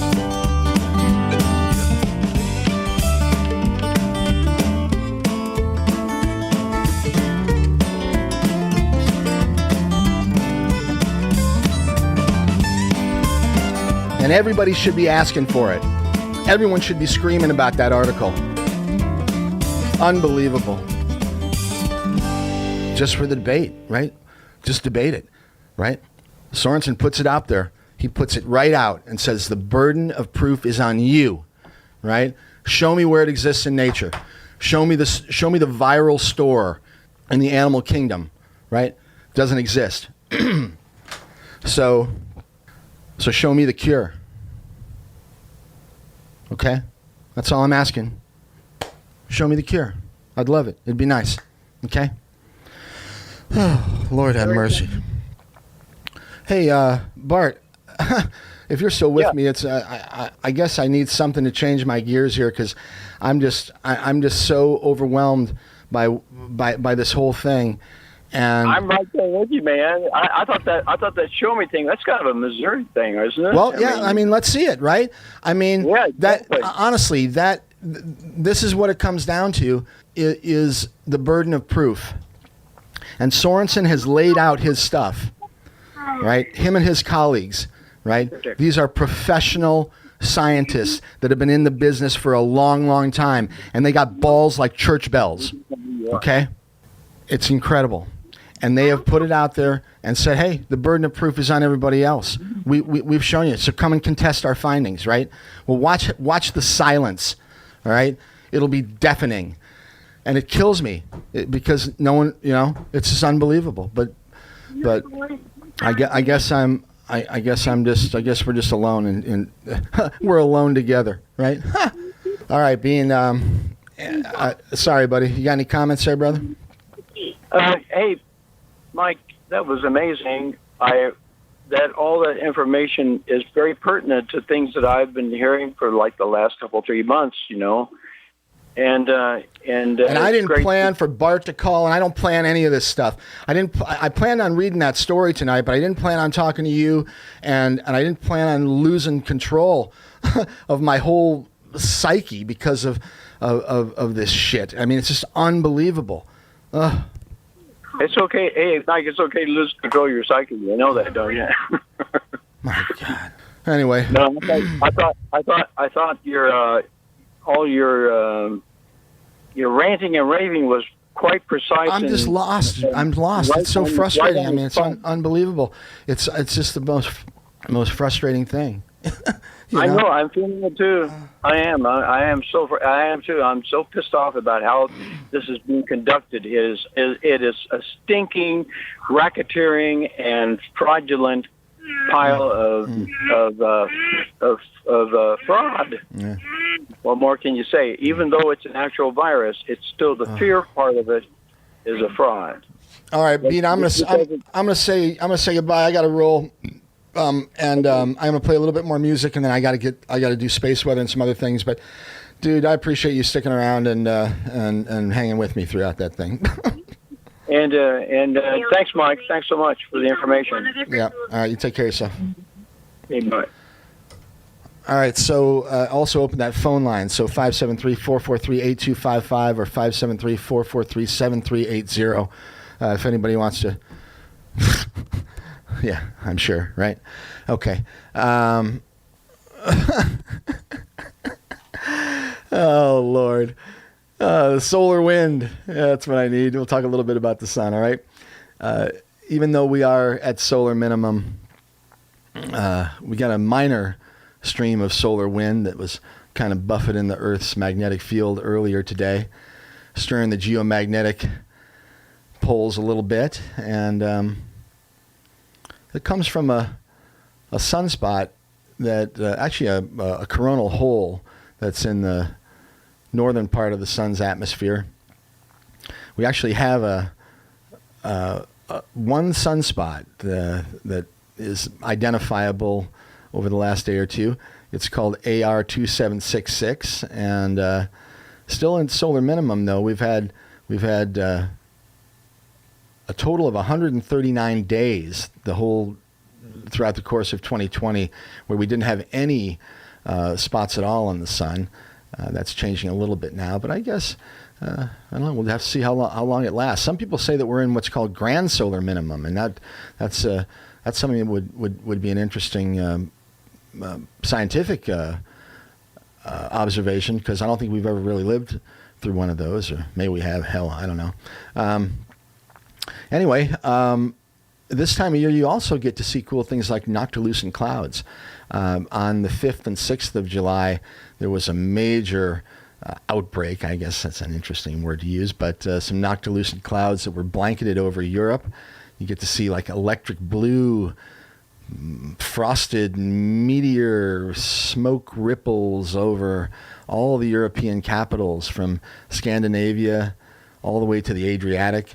It was a phenomenal display of noctilucent clouds, and a man named Victor Veres photographed the outbreak from Budapest, Hungary, and I'm looking at some of those photos here at spaceweather.com, and I appreciate them sharing them with us. And yeah, awesome. Anyway, he says, I was just getting ready for dinner when one of my friends, Alex, cried, "Noctilucent cloud, party time," says Veres. The electric blue clouds were almost directly overhead.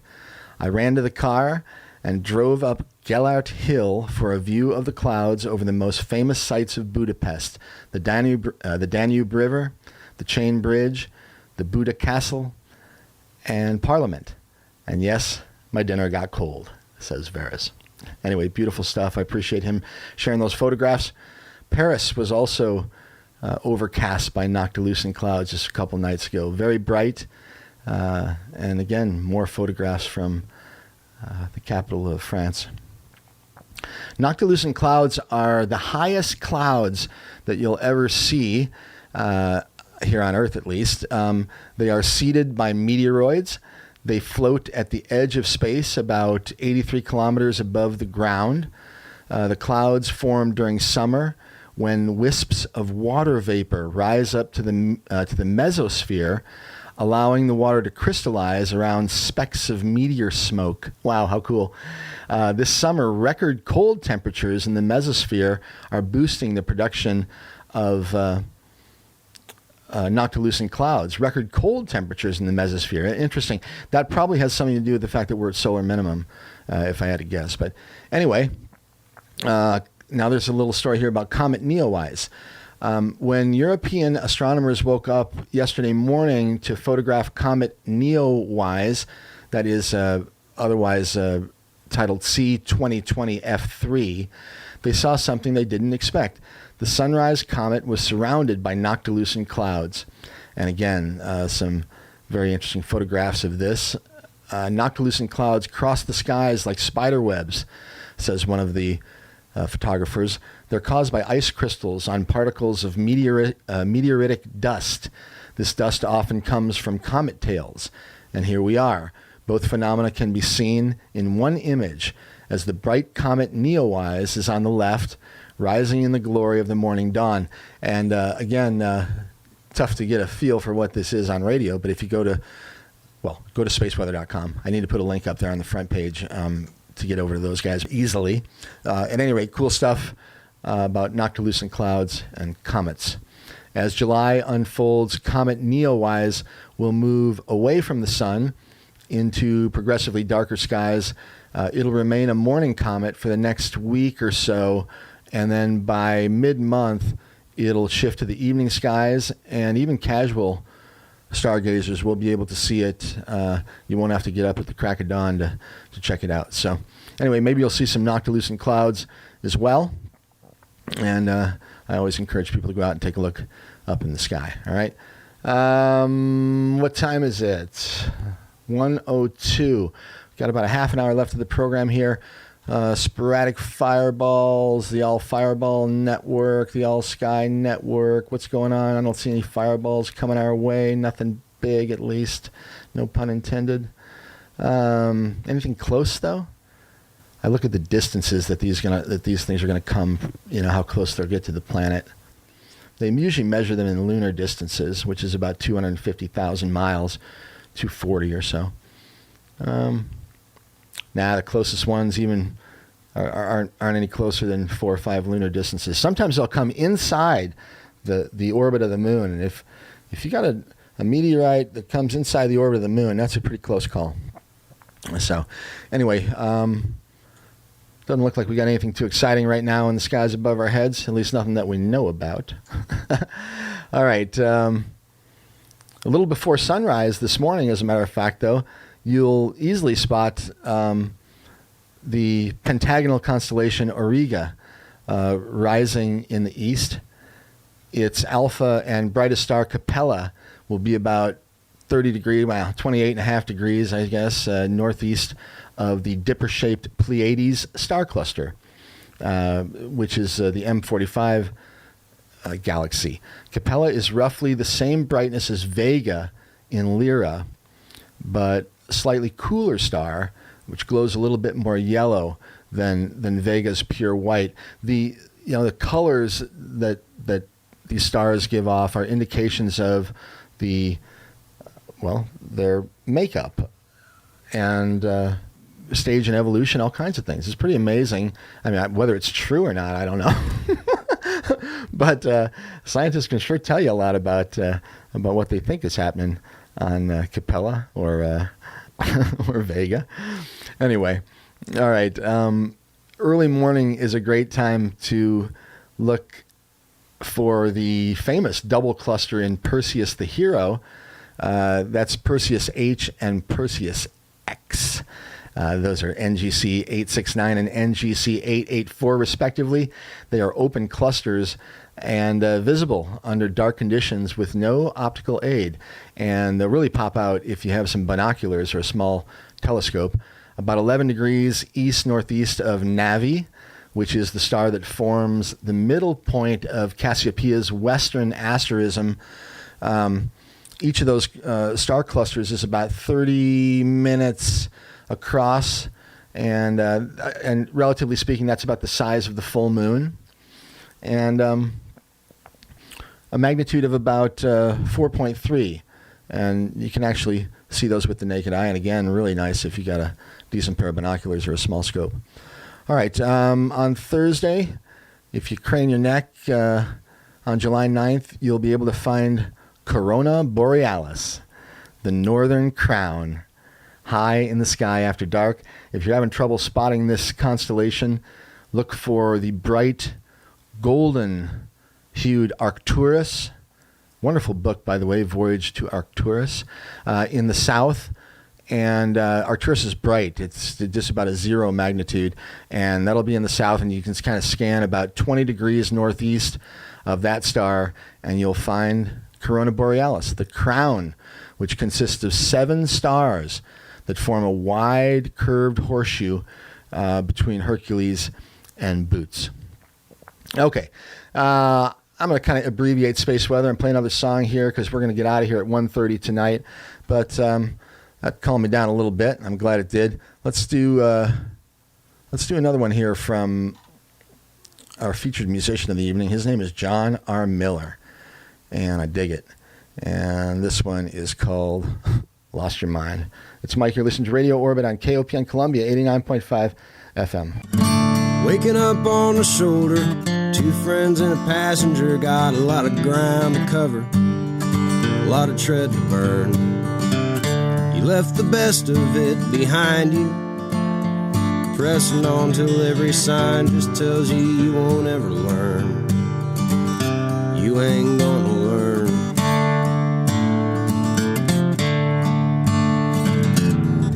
Gray skies overhead, they don't mean nothing.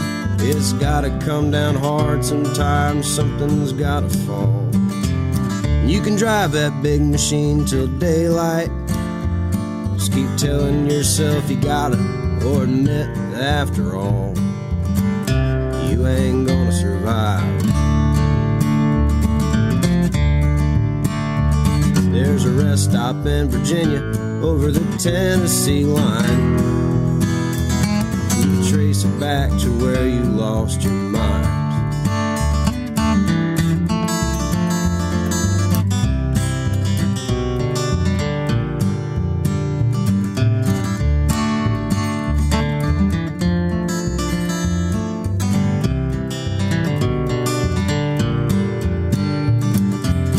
Always got half a mind to leave and half to stay, but mostly it just feels like half of it's missing.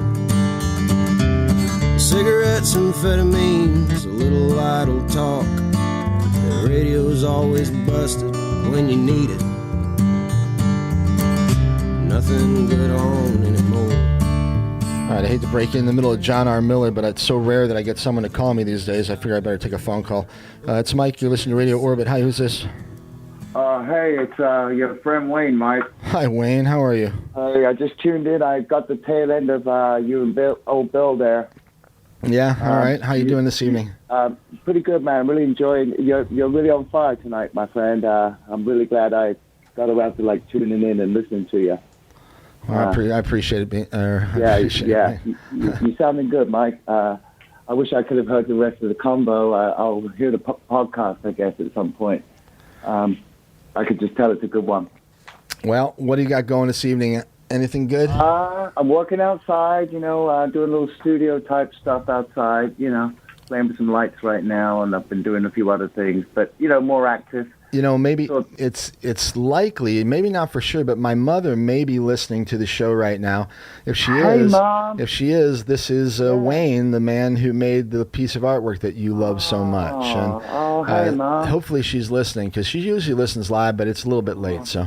And you were just up there seeing Mom and Dad, I was right? up there this last weekend, yeah. Oh, Mike. Yeah.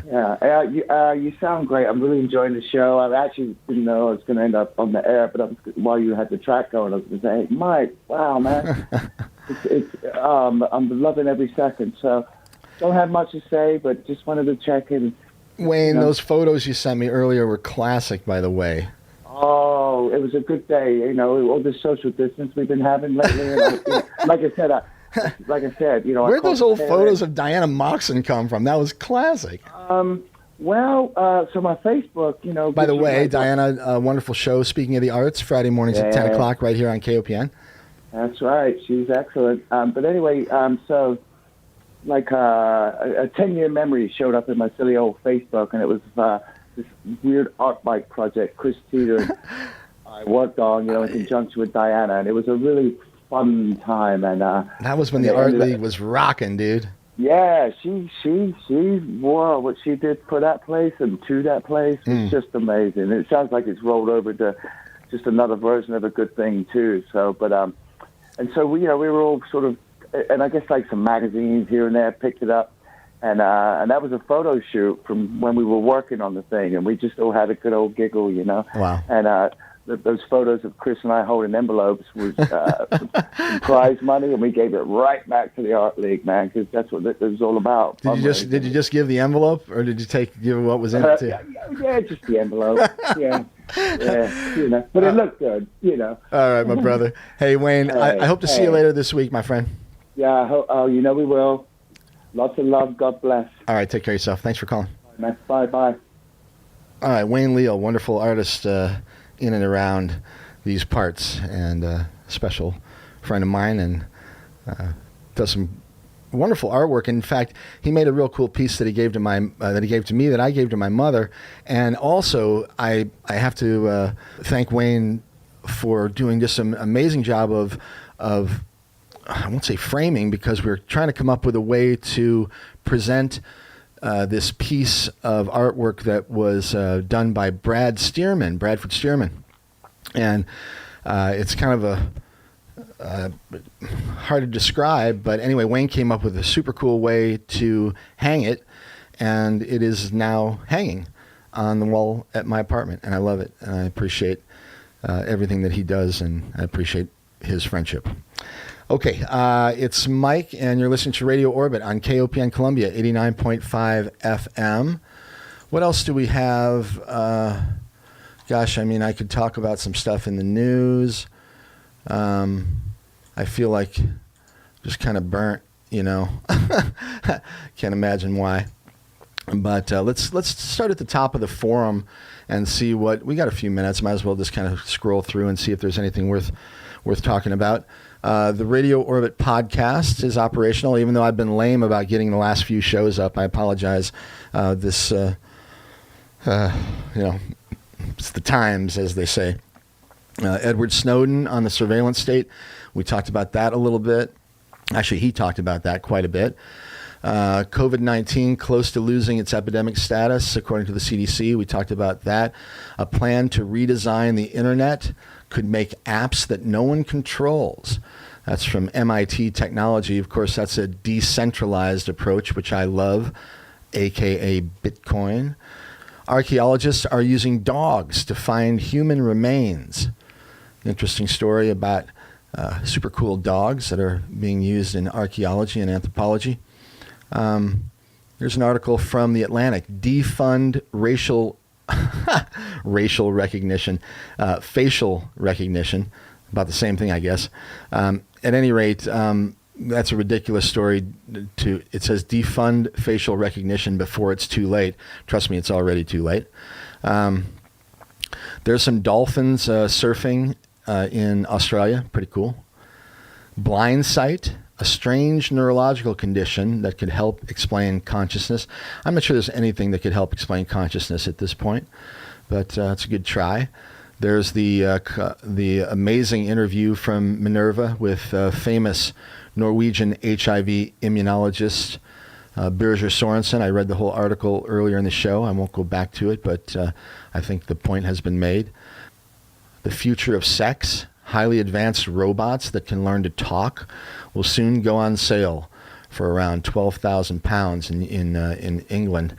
Well, I'm not sure that learning to talk is that much of an advantage if you got a sex doll. I guess you'd like to talk a little bit. All right. Virginia Jeffrey's lawyers must destroy all the Epstein files. Oh, yeah, this is something that's happened in the last week or so. Ghislaine Maxwell, who was either Jeffrey Epstein's handler or confidant or partner or whatever, she was arrested. It's big news. We'll have to see if she survives to tell the tale. But certainly Ghislaine Maxwell has the goods on all kinds of folks. And whether she survives to trial doesn't even matter. It shouldn't matter to people. The point is you've got high-level organized pedophile gangs that include very high-level people in government, in business, in education, in healthcare, all around, right? And Jeffrey Epstein was the tip of that iceberg. Ghislaine Maxwell is floating around right at the top of it with him as well. But it's an open secret, all right? Everybody knows it now, right? Everybody knows it and should be absolutely disgusted and sickened by the people that allow this to continue. Unbelievable. All right? Check this out, all right? Ghislaine Maxwell to appear in court as fresh details of arrest emerge. More than 20 armed officers said to have taken part in the raid leading to her detention. Why do you need 20 officers? All right, you don't need 20 officers. You just try to make it into everything's got to be sensational. Let's read. This one's more interesting, actually. Everyone knows Ghislaine Maxwell got arrested, and we'll see what she has to say. They already know. Everything's known. The black books, everybody's names, the manifest on the Lolita Express. Everybody knows who's been on the plane. It wasn't just planes. There are lots of boats that went there as well. It's not just one island. There's more than one island. Joe Biden owns a nice island down there, by the way. I don't know. It's interesting, if nothing else. But anyway, let's continue here with Virginia Jeffrey's lawyers who must destroy all the Epstein files, the judge rules. Okay. A federal judge ruled on Wednesday that attorneys for convicted sex offender Jeffrey Epstein's accuser, where's the Me Too movement to help this woman? A federal judge ruled Wednesday that attorneys for convicted sex offender Jeffrey Epstein's accuser, Virginia Jeffrey, must destroy certain Epstein files that were improperly obtained. The ruling came after attorney Alan Dershowitz requested access to the documents, Newsweek reports. Dershowitz says that the documents would be an asset to his defense in the 2019 defamation case against Epstein. The court is now convinced that the production of the Ghislaine Maxwell materials to Mr. Dershowitz would even vindicate those important objectives beyond making life easier for Mr. Dershowitz. Senior U.S. District Judge Loretta Preska said in her ruling, the sheer breadth of Mr. Dershowitz's request is worth reiterating. He seeks all filings and discovery materials, including third-party discovery from the Maxwell litigation, a years-long affair with over 1,000 docket entries. The judge called Dershowitz's request not a targeted strike, but instead a carpet bombing. Authorities arrested Epstein in 2019 on charges that he both sex trafficked and conspired to engage in sex trafficking. He died the next month, yeah. Anyway, Preska ruled Wednesday that Jeffrey's lawyers had improperly gained access to certain documents since they were covered by an old protective order. The judge ruled that the lawyers must therefore destroy all of these documents and they cannot keep copies according to law and crime. The judge also noted that the law firm Cooper and Kirk must provide proof that the documents have been destroyed. Counsel shall submit an affidavit detailing the steps taken to do so. These documents, unbelievable, right? Wow, I guess you got to go to great lengths when this kind of stuff is coming to light. Anyway, I feel for this woman, Ghislaine Maxwell. No matter how bad she is or whatever she was involved with, I still feel for her right now. And I hope she tells the truth. I hope she has the chance to. Here's one. Here's a nice one. Controversial bill to microchip humans has passed in Michigan. Here's a nice Orwellian for you. Michigan passes controversial bill to microchip humans voluntarily, quote unquote, and there's not, I'm putting the quotes here, to protect their privacy. Wow. The Michigan House of Representatives has passed a controversial bill to microchip humans voluntarily in the state under the guise of protecting their privacy. The Microchip Protection Act would allow Michigan employers to use microchipping of their workers with their consent. However, researchers have shown that the RFID transponders may cause cancer, blah, blah, blah, blah, blah. Anyway, they passed a law in Michigan that they can now microchip employees of the Michigan legislature with their permission, of course.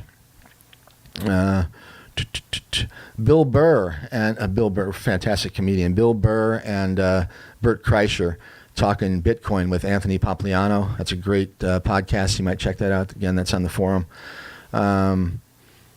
There's an interesting video of a giant potato codfish attacking the spy squid. You know, they got all these cool little spy devices now that are fake animals, like in this case a spy squid, but I've seen, little monkeys and fish, but they're robots, and they kind of deploy them in the environment where real live animals are existing, and then they film it and see what happens. And anyway, this one where the potato codfish took care of that spy squid pretty quick. There's a story about the Patriots fan who stole the Giants Super Bowl rings. There's that story from Michael Schellenberger. I think you should read that if you're interested in climate change. And he's certainly one of the biggies over the last 40 years, and he's written some interesting stuff recently. Well, I guess that's about it. I think I'm going to say thank you and good night. It's been a rush, and I'm glad you were with me here. It's Mike. You've been listening to Radio Orbit on KOPN Columbia, 89.5 FM, streaming on the web at kopn.org. For me, MikeHagan.com, and I'll try to get this show up in the archives in the next day or two. I keep saying that about all the shows, but anyway, appreciate you listening if you did, and thanks to our musical artist of the evening, John R. Miller. Great stuff. We're going to play another one from John on the way out here. And thanks to Wayne and for keeping me sane throughout the show. All right. Next week, I don't know. We'll see if I'm still on the air. And I hope so. And I hope you guys have a great week. Do your best to take care of yourselves and take care of other people. It's a rough time right now, and do your best just to be a human. Take care of other people if you can. Take care of yourself, though, too. You got to do that as well. All right, it's Mike, and it's been Radio Orbit, KOPN, 89.5 FM. We're going to roll out of here with John R. Miller. This one is called... I might play a couple of them. Let's play Back and Forth, get out of here with Relaxation. All right, once again, John R. Miller. Catch y'all next week. She grew up too fast in the moonlight. Taught herself all that she knew. Nobody knew what she looked like when she took off her dancing shoes. There were men who'd have loved to mistreat her. Were a few to whom she gave the chance. She'll never take a ring on her finger. All she ever loved was the dance. It's back and forth to two steps and waltzes, dragging her heart behind through all the songs. If anyone knew the pain she'd been hiding, they'd never think she's doing wrong. There are few who claim she's just an angel, wearing a clever disguise. And if you can see past her old broken halo, she might take your hand for the night.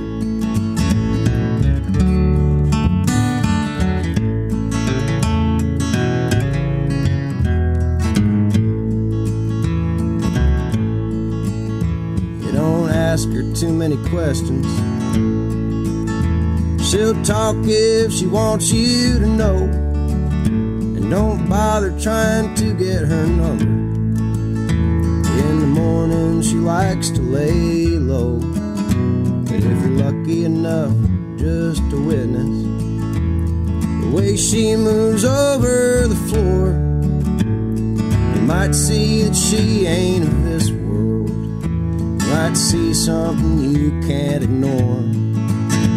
It's back and forth, two steps and waltzes, dragging her heart behind through all the songs.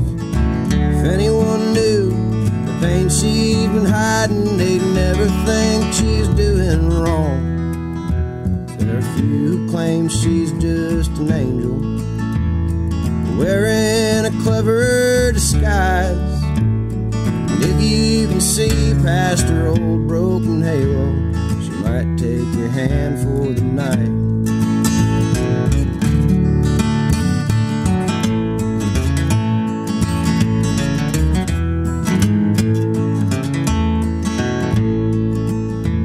There are men who'd have loved to mistreat her. There are a few to whom she gave the chance.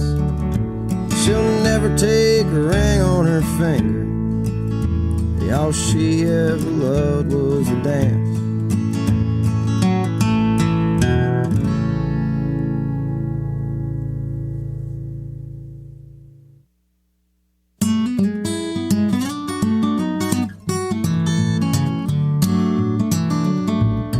Everybody seems to want to die before their time, working round the clock and barely taking home a dime.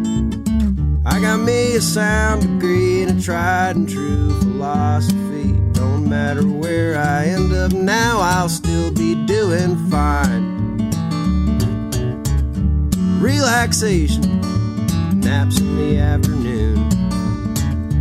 Relaxation, drinking beer since 2. Relaxation, procrastination, time's a wasting. Life's an endless vacation when you got nothing to do. I'm not one to deny a bit of work when it's around, but I ain't too inclined to buy a tie and go to town, running like a rat in a cage of his design, crying like a baby once you've wasted all your time. Relaxation, naps in the afternoon. Relaxation, the price is right for you. Relaxation, no taxation for this occupation. I got my own education, being on the move.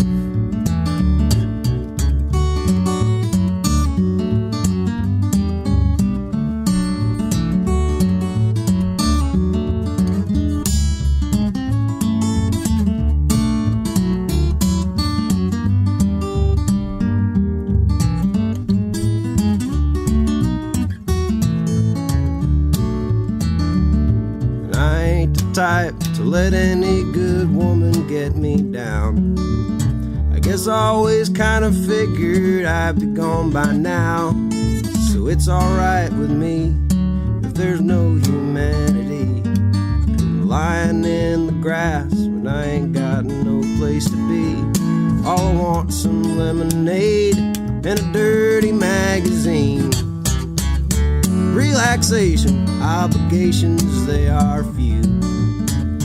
Relaxation, I can do my laundry too. Relaxation, I got a stash of grade A medication. Life's an endless vacation when you got nothing to prove. Relaxation, some will tell you it's a sin. Relaxation, my luck is running thin. Relaxation, I'm just keeping clear of their congregations. Life's an endless vacation when you weren't born to win. Yeah, life's an endless vacation. Game over. Try again.